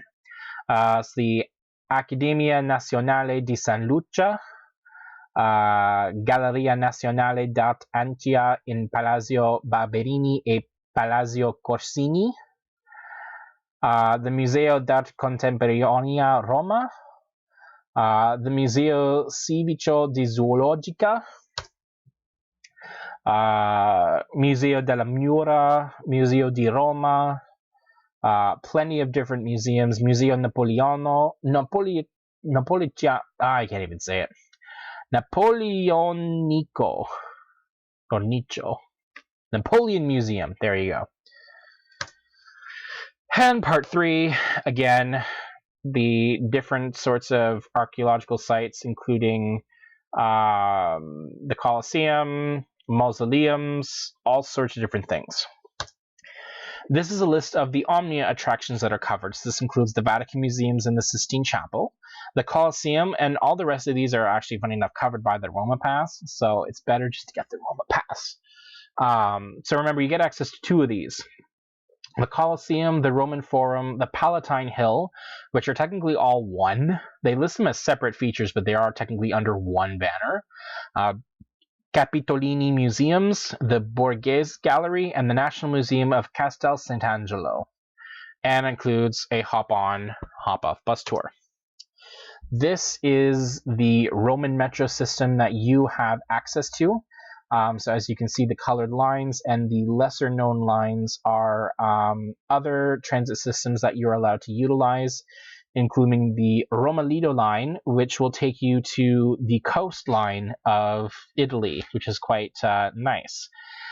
This does not include access to the Leonardo Express train to Termini. It does not include any transit to the airport. That is separate. So please do not try to use this to get to the airport because it will not be valid. And this is a close-up of the metro system line. So in the very center between orange and blue is Termini Station. This is your central train station access to get in and out of Rome from other parts of Italy. In order to get to different parts of Rome, you can go to the Colosseo station, which is on the blue line, and that takes you directly to the Colosseum. Ottaviano or Lepanto station will take you to Vatican. Barberini takes you to the Fontana di Trevi, as well as areas in Repubblica and Spagna. And Castro Pretorio took me to my hotel room, so if I didn't feel like walking, I could go from the Colosseum to Castro Pretorio and then walk back a little bit. Now, if you were not to buy the transit pass and to buy your tickets outright, this is how much it would cost. So single tickets are €1.50. They are valid for 100 minutes and allow you to transfer between buses. And in Metro lines, you're able to transfer internally. Now, if you have a Roma Pass, all you have to do is tap your card on the gray circle area in the yellow box. That is your tapping point, and you're allowed to go through the barriers or to board the bus. If you are to buy a single ticket, there is a small insert within the box, usually above the digital screen, and you just plop your ticket through there. It'll be stamped and validated, and you will be able to access the system. Passes are also available in 24, 48, and 72 hours, and you can also buy a 7-day pass if you're planning on being in Italy in Italy, in Rome specifically, for a week. This is the inside of one of the metro stations, so it is quite large and expansive. This is actually Colosseo Station very particularly, so you can see on my side, there are plenty of people on my side awaiting the train to arrive. And as you can see, there are signs everywhere that tell you when trains are coming, directional signs, that sort of thing. They're very straightforward. My experience at the Colosseum. Now, I spent a lot of time in the Colosseum, unfortunately, because I just got really distracted by all the lovely things that were in the Colosseum. But I will first off go through Colosseum ticket prices. So if you do not want to get the Roma Pass, first off, you're crazy. You need to get the Roma Pass because it'll just save you a lot of money. But for whatever reason, if you do not want it, just your prerogative. There are two types of tickets. You can get a regular ticket, which can only be bought physically at the Colosseum, which means waiting in line for like 3 hours. Don't do this. Please don't be stupid. Buy your tickets ahead of time, please. Regular tickets cost $18 Canadian, 12 euros. Now, for Fast Track, you buy your ticket online, and this includes a booking fee as well. This will cost you 20 euros and 50 cents. The equivalent currencies are below. Now, on the very bottom left, these are the separate items. So with a Colosseum Fast Track and a 48-hour transit pass, that comes up to 33 euros. A Roma Pass for the same thing, same benefits, cost you 28 euros. So you save 5 euros by buying the 48-hour pass. And that is the exact same as buying the Colosseum Fast Track ticket and the 48-hour transit pass. The same thing, but you save 5 euros.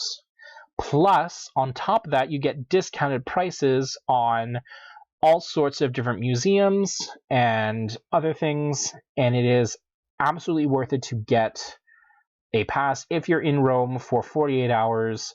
Seriously, get this. Even if you're in Rome for only a day and you want to go see the Colosseum, get this pass anyway. It is so worth it to allow you to utilize it for transit purposes. It is amazing. And as you can see in local currencies, you can save in the equivalencies, and it is simply amazing. I highly, it's beyond a recommendation. It's a requirement, honestly, to get the Roma Pass. You will save so much time. You'll save so much headache. You just go in. Now, again, it's going to be a bit different if you want to get the Colosseum now because you require to pay a €2 reservation fee. In this particular instance, get your 48-hour pass online because you can have it picked up. You can go and pick it up when you're in Rome at a particular place. If you're not planning on going to the Colosseum, then you can pick up the pass at a newsstand and you'd be perfectly fine. Otherwise, you will not be able to go to the Colosseum if you pick it up from the newsstand because you will not have your €2 booking fee to get into the Colosseum. So I urge you again, do your research, Google Roma Pass, the website will come up and it'll tell you everything you need to know. These are some of my photographs. So as you can see in the bottom right-hand side, there are a lot of people.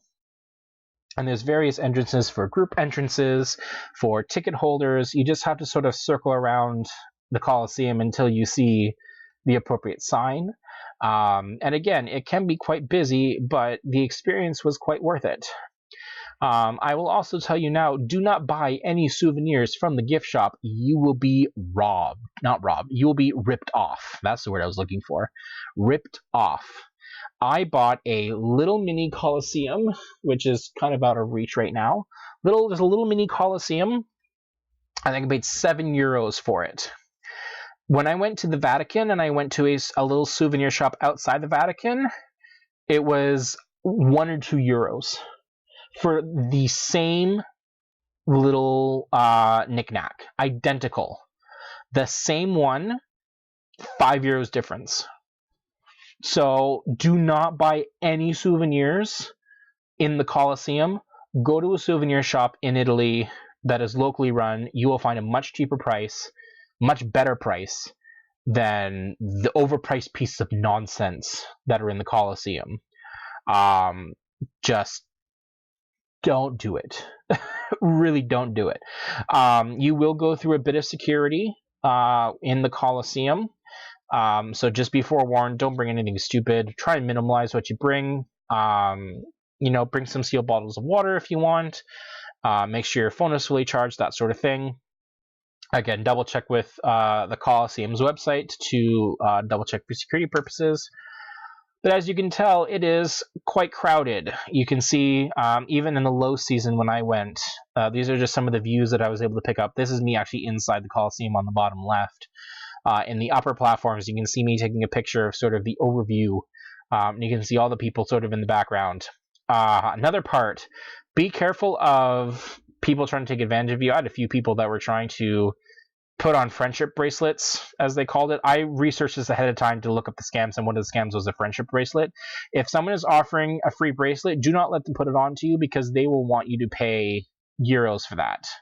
And they will harass you, and just ignore them. Or just pretend you don't speak English. One of the two. Just speak Chinese. That's all I can say. Now, you can see this image, and you can see the line of people that goes on and on and on. That line is to get into the Coliseum. So I am telling you now, do not be stupid, do not be a moron. Buy your tickets ahead of time. Buy your reservations ahead of time. That way you do not have to worry about standing in this line. If you are standing in this line, you are a moron. All these people, morons. I will tell you that right now. I don't care. You will buy your tickets ahead of time. You will save this headache, because this is unacceptable. You want to be spontaneous. Oh, let's just go see the Coliseum, because why not? No. Plan. Save yourself the headache, because you're going to be wasting all of your time waiting in lines. No. That you do not go to Europe to go wait in line. Unless if you are obsessed with lines for whatever reason, or obsessed with queuing, then go nuts. But for the rest of us, for the rest of the normal people, buy your reservations. It'll save you so much headache. And this is a zoomed out view, so that you can see just how dramatic this is, of how many people are waiting in line, how many people are here just to get in. And you can see how amazing the view that I have. But as you can see, there's the lines. And these are people that do not have tickets. So please, for all that is good in the world, buy reservations ahead of time. Now we are coming up to sort of near the end of the presentation. We only have about three or four slides left to go. This is just a quick overview of some of the food that I had in Italy. These are some beautiful pictures. I will tell you right now that it is very easy to find cheap wine. As you can see, this bottle of wine is €1.95, so the equivalent of €2. That's like $3 or $4 for a full-size bottle of wine. And I will tell you that none of these wines are cheap, because they all come from Italy. They are all high class. So I'm telling you right now, it is so easy to buy wine, and it is easy to consume wine publicly. If you want to bring a bottle of wine onto the train and enjoy it, try and not drink from the bottle, like drink from a glass, but go ahead. Double check to make sure the rules allow it, but for the most part, you can drink openly in Italy. If they offer you wine in your meal, go for the house wine. It is the least expensive, but it has delicious quality. And as you can see, the bruschetta, I can't even pronounce it correctly. You can see the fresh tomatoes and the olive oil that's on the bread. You can see the delicious flat pizza. Now, their pizza is very different than American pizza, because you can see how flat it is and how sort of minimalistic it is. That is what real pizza is supposed to be like, not the very thick crust and not the drenched in cheese and toppings. No, something very simple, very plain. And as you can see, there's a little tasting platter with different hams and meats and cheeses on bread. And again, on the very right-hand side, you can see very easy to get bottles of wine for, again, €2. Now, what's really nice, here's another tip. When shopping in Italy, or almost anywhere in Europe, the taxes are built into the price. So you know how in North America you buy something, it's $9.99, and then you have to pay tax on top of that, so it ends up coming to like $11 or something, because you have to add the tax. That bottle of wine, when you go to the cashier, you pay €1.95. You don't have to worry about adding the tax. The tax is built into the price. So it is very easy to calculate how much your purchase is going to come up to because it is very straightforward. And again, here are some more images of various restaurants that I visited. Some of them are kind of cheap with the plastic chairs. Others are a bit more grand with the wooden chairs and the very fancy bottles of water. Do keep in mind that pricing in Europe is a bit different than North America. So there are no free refills when it comes to sodas and coffees and teas and waters. It is per bottle. So please just keep that in mind. Same with wine, unless it explicitly says free refills, which it won't. It will cost per glass or per bottle. So please be very mindful of that. Also, tipping is not usually required within Italy. So tipping is either built into the price of the food, or it is a service charge or service fee, or some other kind of note on your bill. Tipping should only be done if it's exceptional service or if you're feeling very generous. Otherwise, don't tip. It's not necessary. Save your euros because they don't expect it in many parts of Europe. So here are some final tips. Learn a few phrases in Italian, saying buongiorno. Please, I believe, is not por favor, because that's Spanish. I actually don't remember the word for please in Italian. That's kind of sad. Grazie, grazie mille, which is thank you or 1,000 thank yous. Arrivederci for goodbye. Or you can say ciao if you know the person extremely well, but usually you say buongiorno. And it can go along with interacting with locals. If you say buongiorno and grazie mille, they will know that you took the time to try and learn a little bit of their language, and they will appreciate that. I've seen it happen in front of me. Trust me, it is worth it. Learn a few phrases. It will help so much. Be mindful of scammers around monuments and landmarks. As I said, there's several scams. Try and look them up because on YouTube there will be compilation videos of people doing scams and stuff, and be mindful. Don't flaunt your wealth. Be dressed conservatively. Wear a money belt if possible. That's sort of like a pouch with a belt, and it goes underneath your clothes, so that way if they try to sneak into your pockets, there's something in your pockets, because trust me, back pockets and front pockets are not that good. Learn where your banks are located. So I'm very fortunate in Canada. We have a bank that actually allows me to withdraw money from certain banks, and I don't have to pay either an international fee or a exchange rate fee, just the exchange rate itself. So if you have a similar program in your country, research banks. I was able to open an account for free, and I was able to take out money whenever I needed. So I didn't have to carry 1,000 euros. I just carried 50 or 60 euros at a time. I can go to an ATM, take out the money, bam. I didn't have to pay an ATM fee or anything like that. Familiarize yourself where the banks are located, because trust me, it'll help you so much. Not all businesses allow the use of debit or credit cards. Cash is king in a lot of places, especially in smaller towns. So don't rely too much on credit cards or debit cards, because they'll also come with fees and uses of restrictions. Another one, try to stay away from landmarks. Try restaurants away from landmarks to avoid the tourist tax.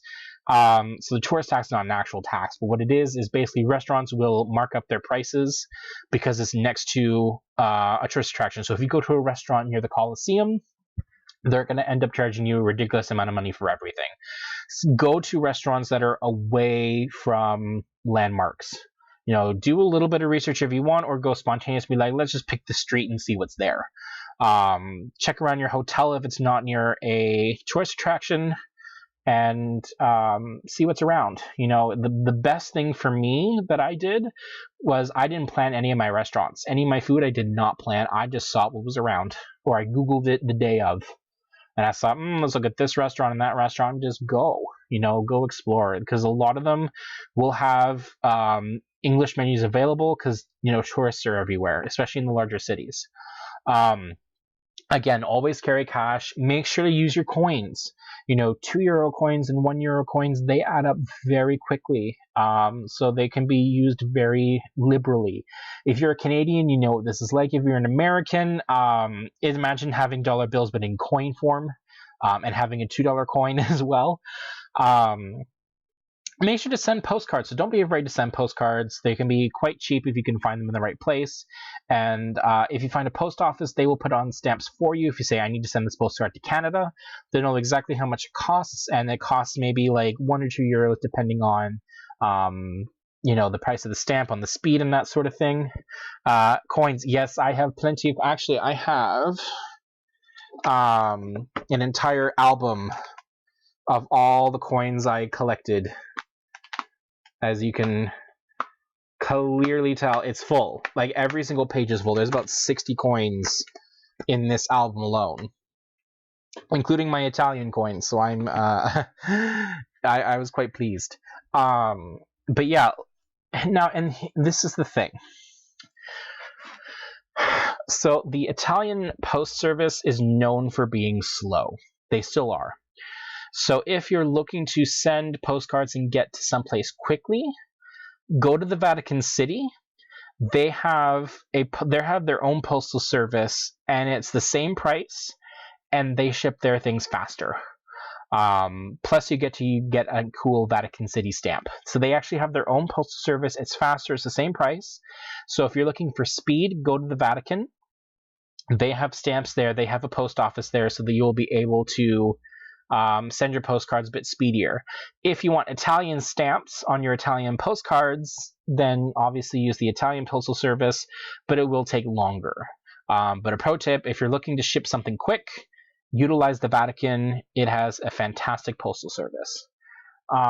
Again, tipping is not required at restaurants. Check to see if your bill has a service fee. That will be the tip. So tipping should only be done on outstanding service. Kind of obvious one, wear comfortable shoes. If you're walking a lot, wear comfortable running shoes. Wear, well, maybe not necessarily running shoes, but definitely, slacks, something in a darker color so you're not so obvious as a tourist. Dressing appropriately as well. Don't dress like the typical tourist. Try and blend in with your surroundings if you can. So avoiding shorts, avoiding sneakers, or running shoes so that you don't stick out like a sore thumb. And so if you can blend yourself in with the locals, you're less likely to be targeted for pickpocketing and for exorbitant prices, at least until you start talking. Sunset asks, can you buy stamps on its own? Yes, you won't be wanting to go to the post office for that because they'll find it probably a bit strange. But there will be Philharmonic and numismatic offices or coin and stamp stores that will sell you stamps for collecting or for that sort of thing. If you go for a general stamp just as is, you probably could buy them, but they might look at you a bit funny. Feel free to try. I'm sure they won't turn you away if you do. But there are stamp and coin stores in particular. Now, granted, you're going to be paying a higher price because they're going to be collector's items. But if you want just a generic stamp, then yeah, you could probably go to the post office and be like, I want a stamp, please. And they'll be like, where is it? Just like, just a stamp on its own, not sending anything. I just want a stamp, and they'll be able to sell it to you for probably some 80 cents or something.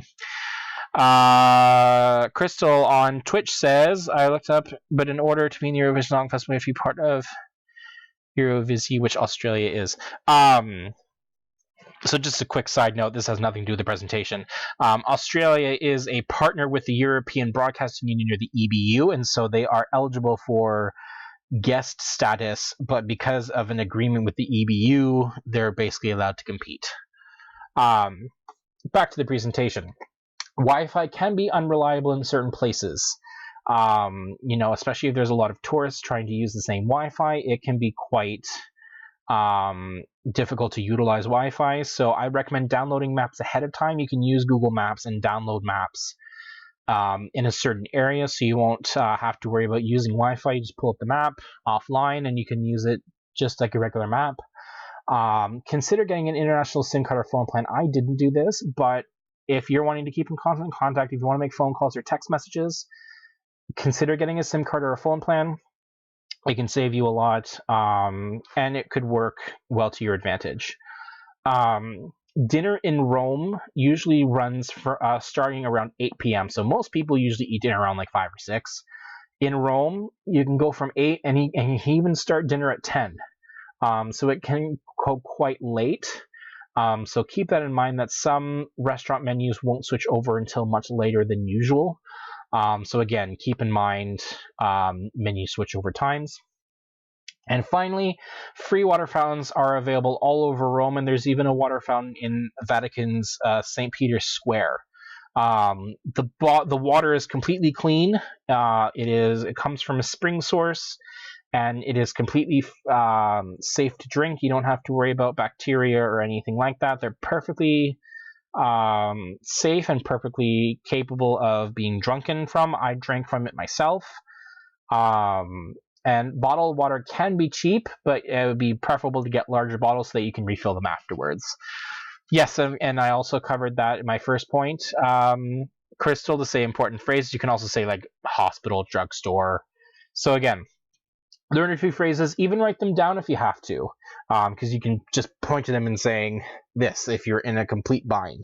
But most people in tourist towns will know how to speak English. So people in Rome, in Milan, in Napoli, most people will be able to speak English. And maybe a few older people that may not speak English, but most of the young people speak English. It is an international tourist language, so you won't have to worry about that. And that's the presentation for my experiences in Rome and Italy. So do any of you have any final questions before I end the stream? Please ask them now. If you want me to go over another section, if there's anything that I might have missed that you'd like to know about, then please ask your questions, because this is... Why do you say always carry cash, then don't look like a tourist rule is very important. So I say the always carry cash rule because there are some parts of Italy that, and especially from a North American perspective, this is different from your perspective. This will be different because you're a European citizen. But for North Americans, our bank cards work differently than European bank cards in terms of international access. With hidden fees and transaction fees, the costs of using debit and credit cards can add up quite significantly.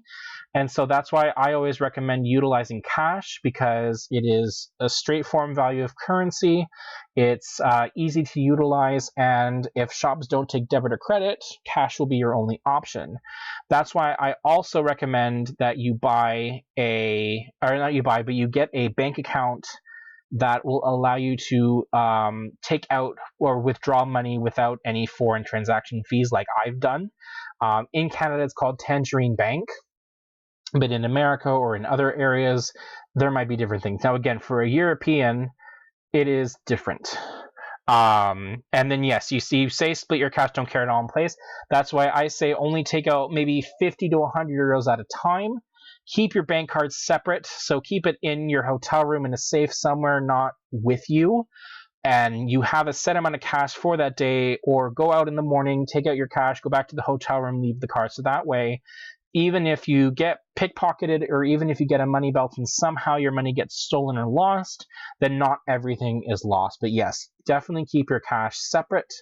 And always make sure to try and get the best deal possible if you can on a bank account, because there are bank accounts that do allow for free transactions internationally. I was able to take out 100 euros and not pay $3 in certain fees.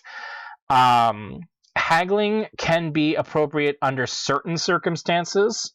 I'm not an expert in haggling, and I personally don't do it, but again, just being cautious, learning the appropriate time to haggle. There are some cultures that expect you to haggle, and there are others, like in North America, where the price is set. Like if I went to Walmart and I wanted to buy something, I'm not going to haggle the price of an item in Walmart. They'll laugh in my face and tell me to leave.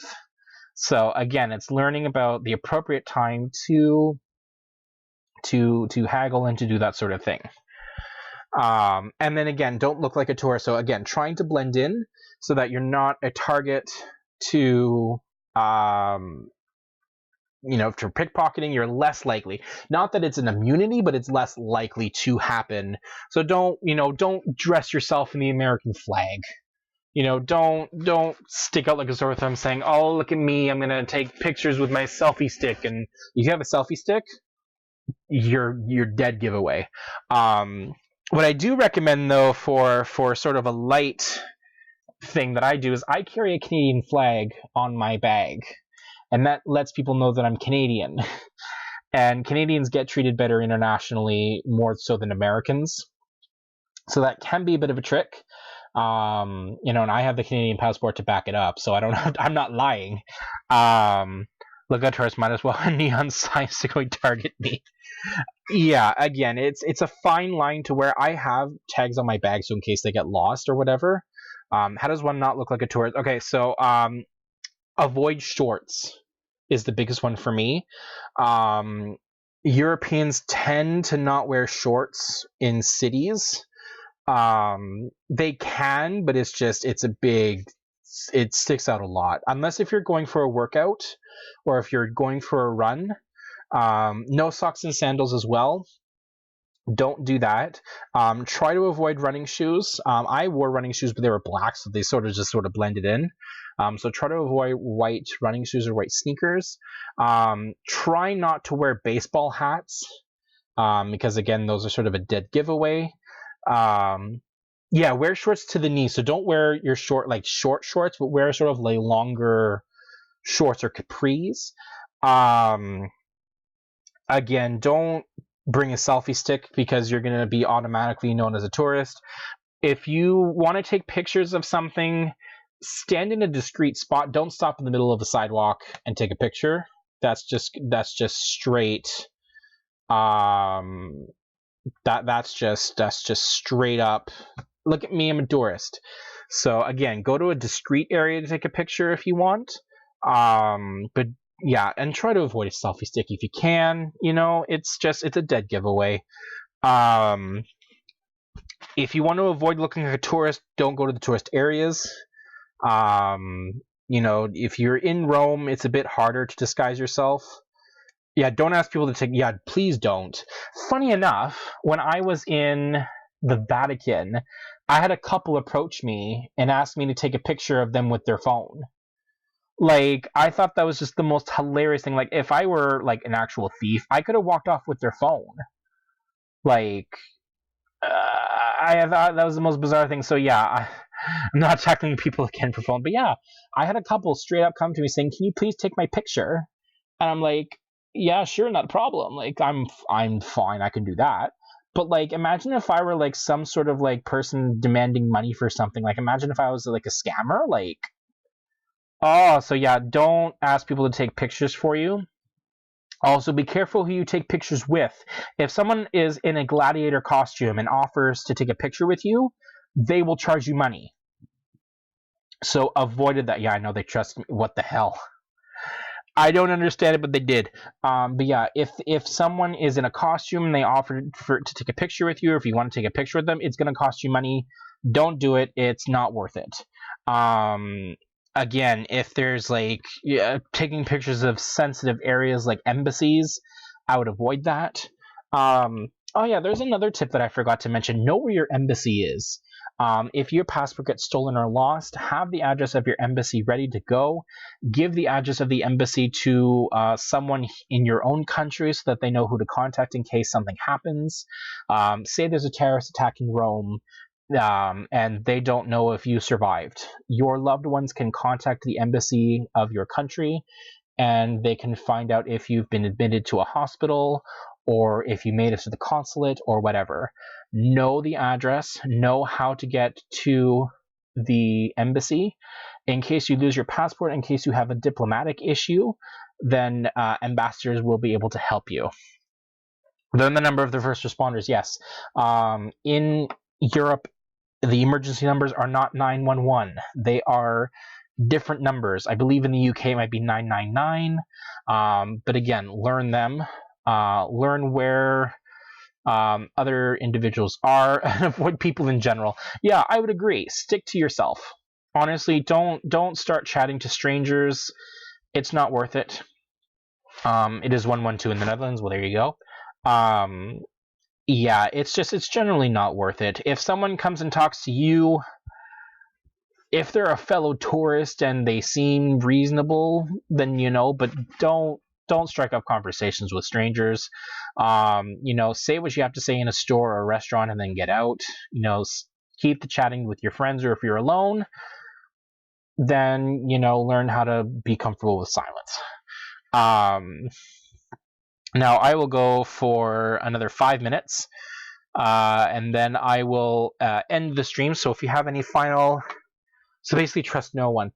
Don't trust no one, but just be cautious. Especially you're a guest in a foreign country. You have to take the lead off of someone else. So just make sure to communicate effectively, not have idle chatter, because yeah, you're right. There will be people that will try to take advantage of you if people are trying to distract you from pickpockets or from something else, or they're trying to lead you astray. Then it's just very critical to be very cautious, because there are a lot of individuals who make a lot of money off of scamming tourists. I don't find it happens a lot in Canada by what I've noticed, but maybe it's because I'm Canadian and I don't notice it. But yeah, it's quite prevalent, especially in monument areas like Italy and France and Spain, very heavily populated areas. It's Europe. Be careful. You have a beautiful continent, but it can be dangerous. Yes, absolutely. So yes, any final questions about my training experience, my experience with the hotel, my experience with food? Another pro tip, I guess, would be to find a grocery store nearby.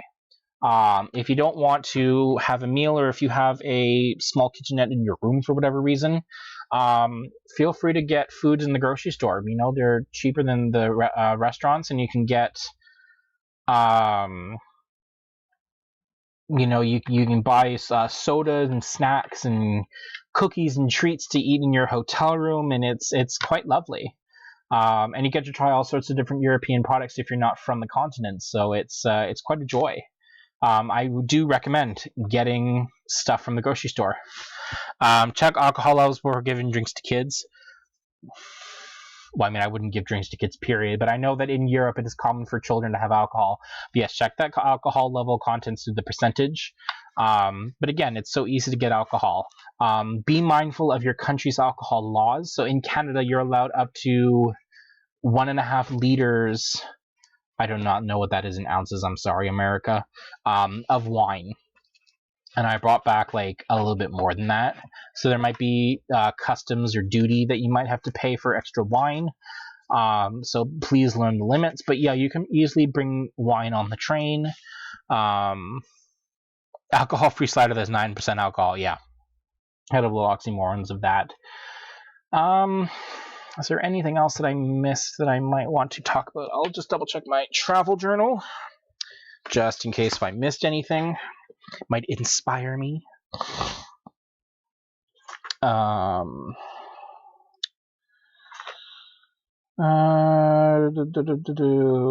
restaurant that I visited was called the Pizzeria Tavola Calda, which is a 3-course dinner with a glass of wine, house wine for €15 flat, which is quite nice. And that included a bruschetta, a mushroom pizza, and grilled chicken with salad. It was really good. Let's see. Time difference changes will also be a bit difficult to maybe get through, so plan for that as well. If you are communicating with loved ones at home, make sure to have a time zone timesheet with you. So if it's like 8 p.m. in California, it's 11 p.m. in New York, and it's 4 a.m. in London, 5 a.m. in Italy, and then have a chart that goes up and down so you know, okay, it's this time and this time, and so you can figure out the appropriate time to contact loved ones. Yeah, I still pay 28 euros for my Roma pass, so the price hasn't actually changed. I didn't actually eat lunch, funny enough. I don't know why I didn't eat lunch, but I splurged for dinner, so that's kind of a 2 meals in one type thing. Yeah, visit the grocery store, amazing price to be found. Oh yes, and yeah, and when you're buying things, you can try and get certain coins, which is kind of nice. You have everything on your clock, so you always have the time wherever. True enough, but in case your phone dies, it's always good to have a paper copy or whatever. I liked it. I'm obsessed with that. So yeah, on my first full day, so on May 2nd, I got coins from Italy, France, Germany, Spain, Portugal, and Ireland. So it's extremely easy for tourists and for individuals to utilize coin from being just 1.5 days in Europe. You have to find a post office, but I found the post office that was next to the train station. Check the train stations for post offices because normally they're like kind of around there. I have a lot to see, blah blah blah. Vatican, which I'm gonna have to skip because that'll be for another one. Checked out just before 9, took photos of the room, walked to the train station, found the gate. There's a priority entry to the platform because I had a business class ticket. The train was late coming in. We left about 5 minutes late, which is not too bad.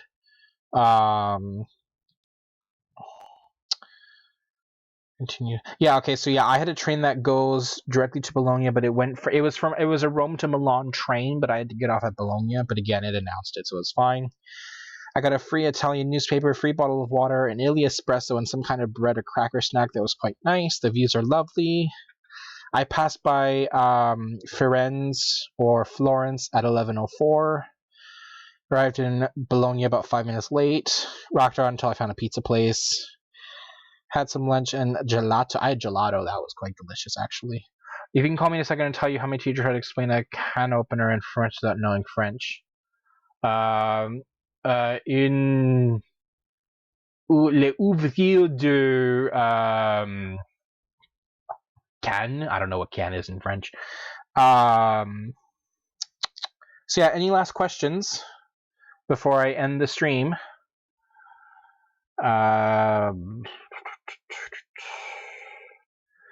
So vineyard to vineyard. I went to film the crossing, but I completely missed it, and then that was just San Marino. Okay. So with no further questions, I would like to thank everybody that popped into the live stream. Thank you very much to everyone that popped by. There we go. It's a bit better. So you can see me. Hello. Yes, thank you very much for stopping by in the live stream. I really do appreciate it. I hope to put out the Vatican one, hopefully either by the end of this week or next. I'm not sure. Again, it'll be mostly just photographs of me in the Vatican, looking up prices for the Vatican museums, that sort of thing. So look forward to that. And yeah. Thank you for your questions. Thank you for attending. And again, this is available on YouTube and Twitch for replays. So feel free to watch it over again if you missed any points. If you didn't make it to the live show, then that's perfectly fine. You can rewatch it. Leave your comments down below. If you have any questions on the Vatican City, make sure to write them down, keep them in your head, because I will be talking about the Vatican hopefully next week. So have yourself a wonderful evening. Thank you for stopping by, and have a good one.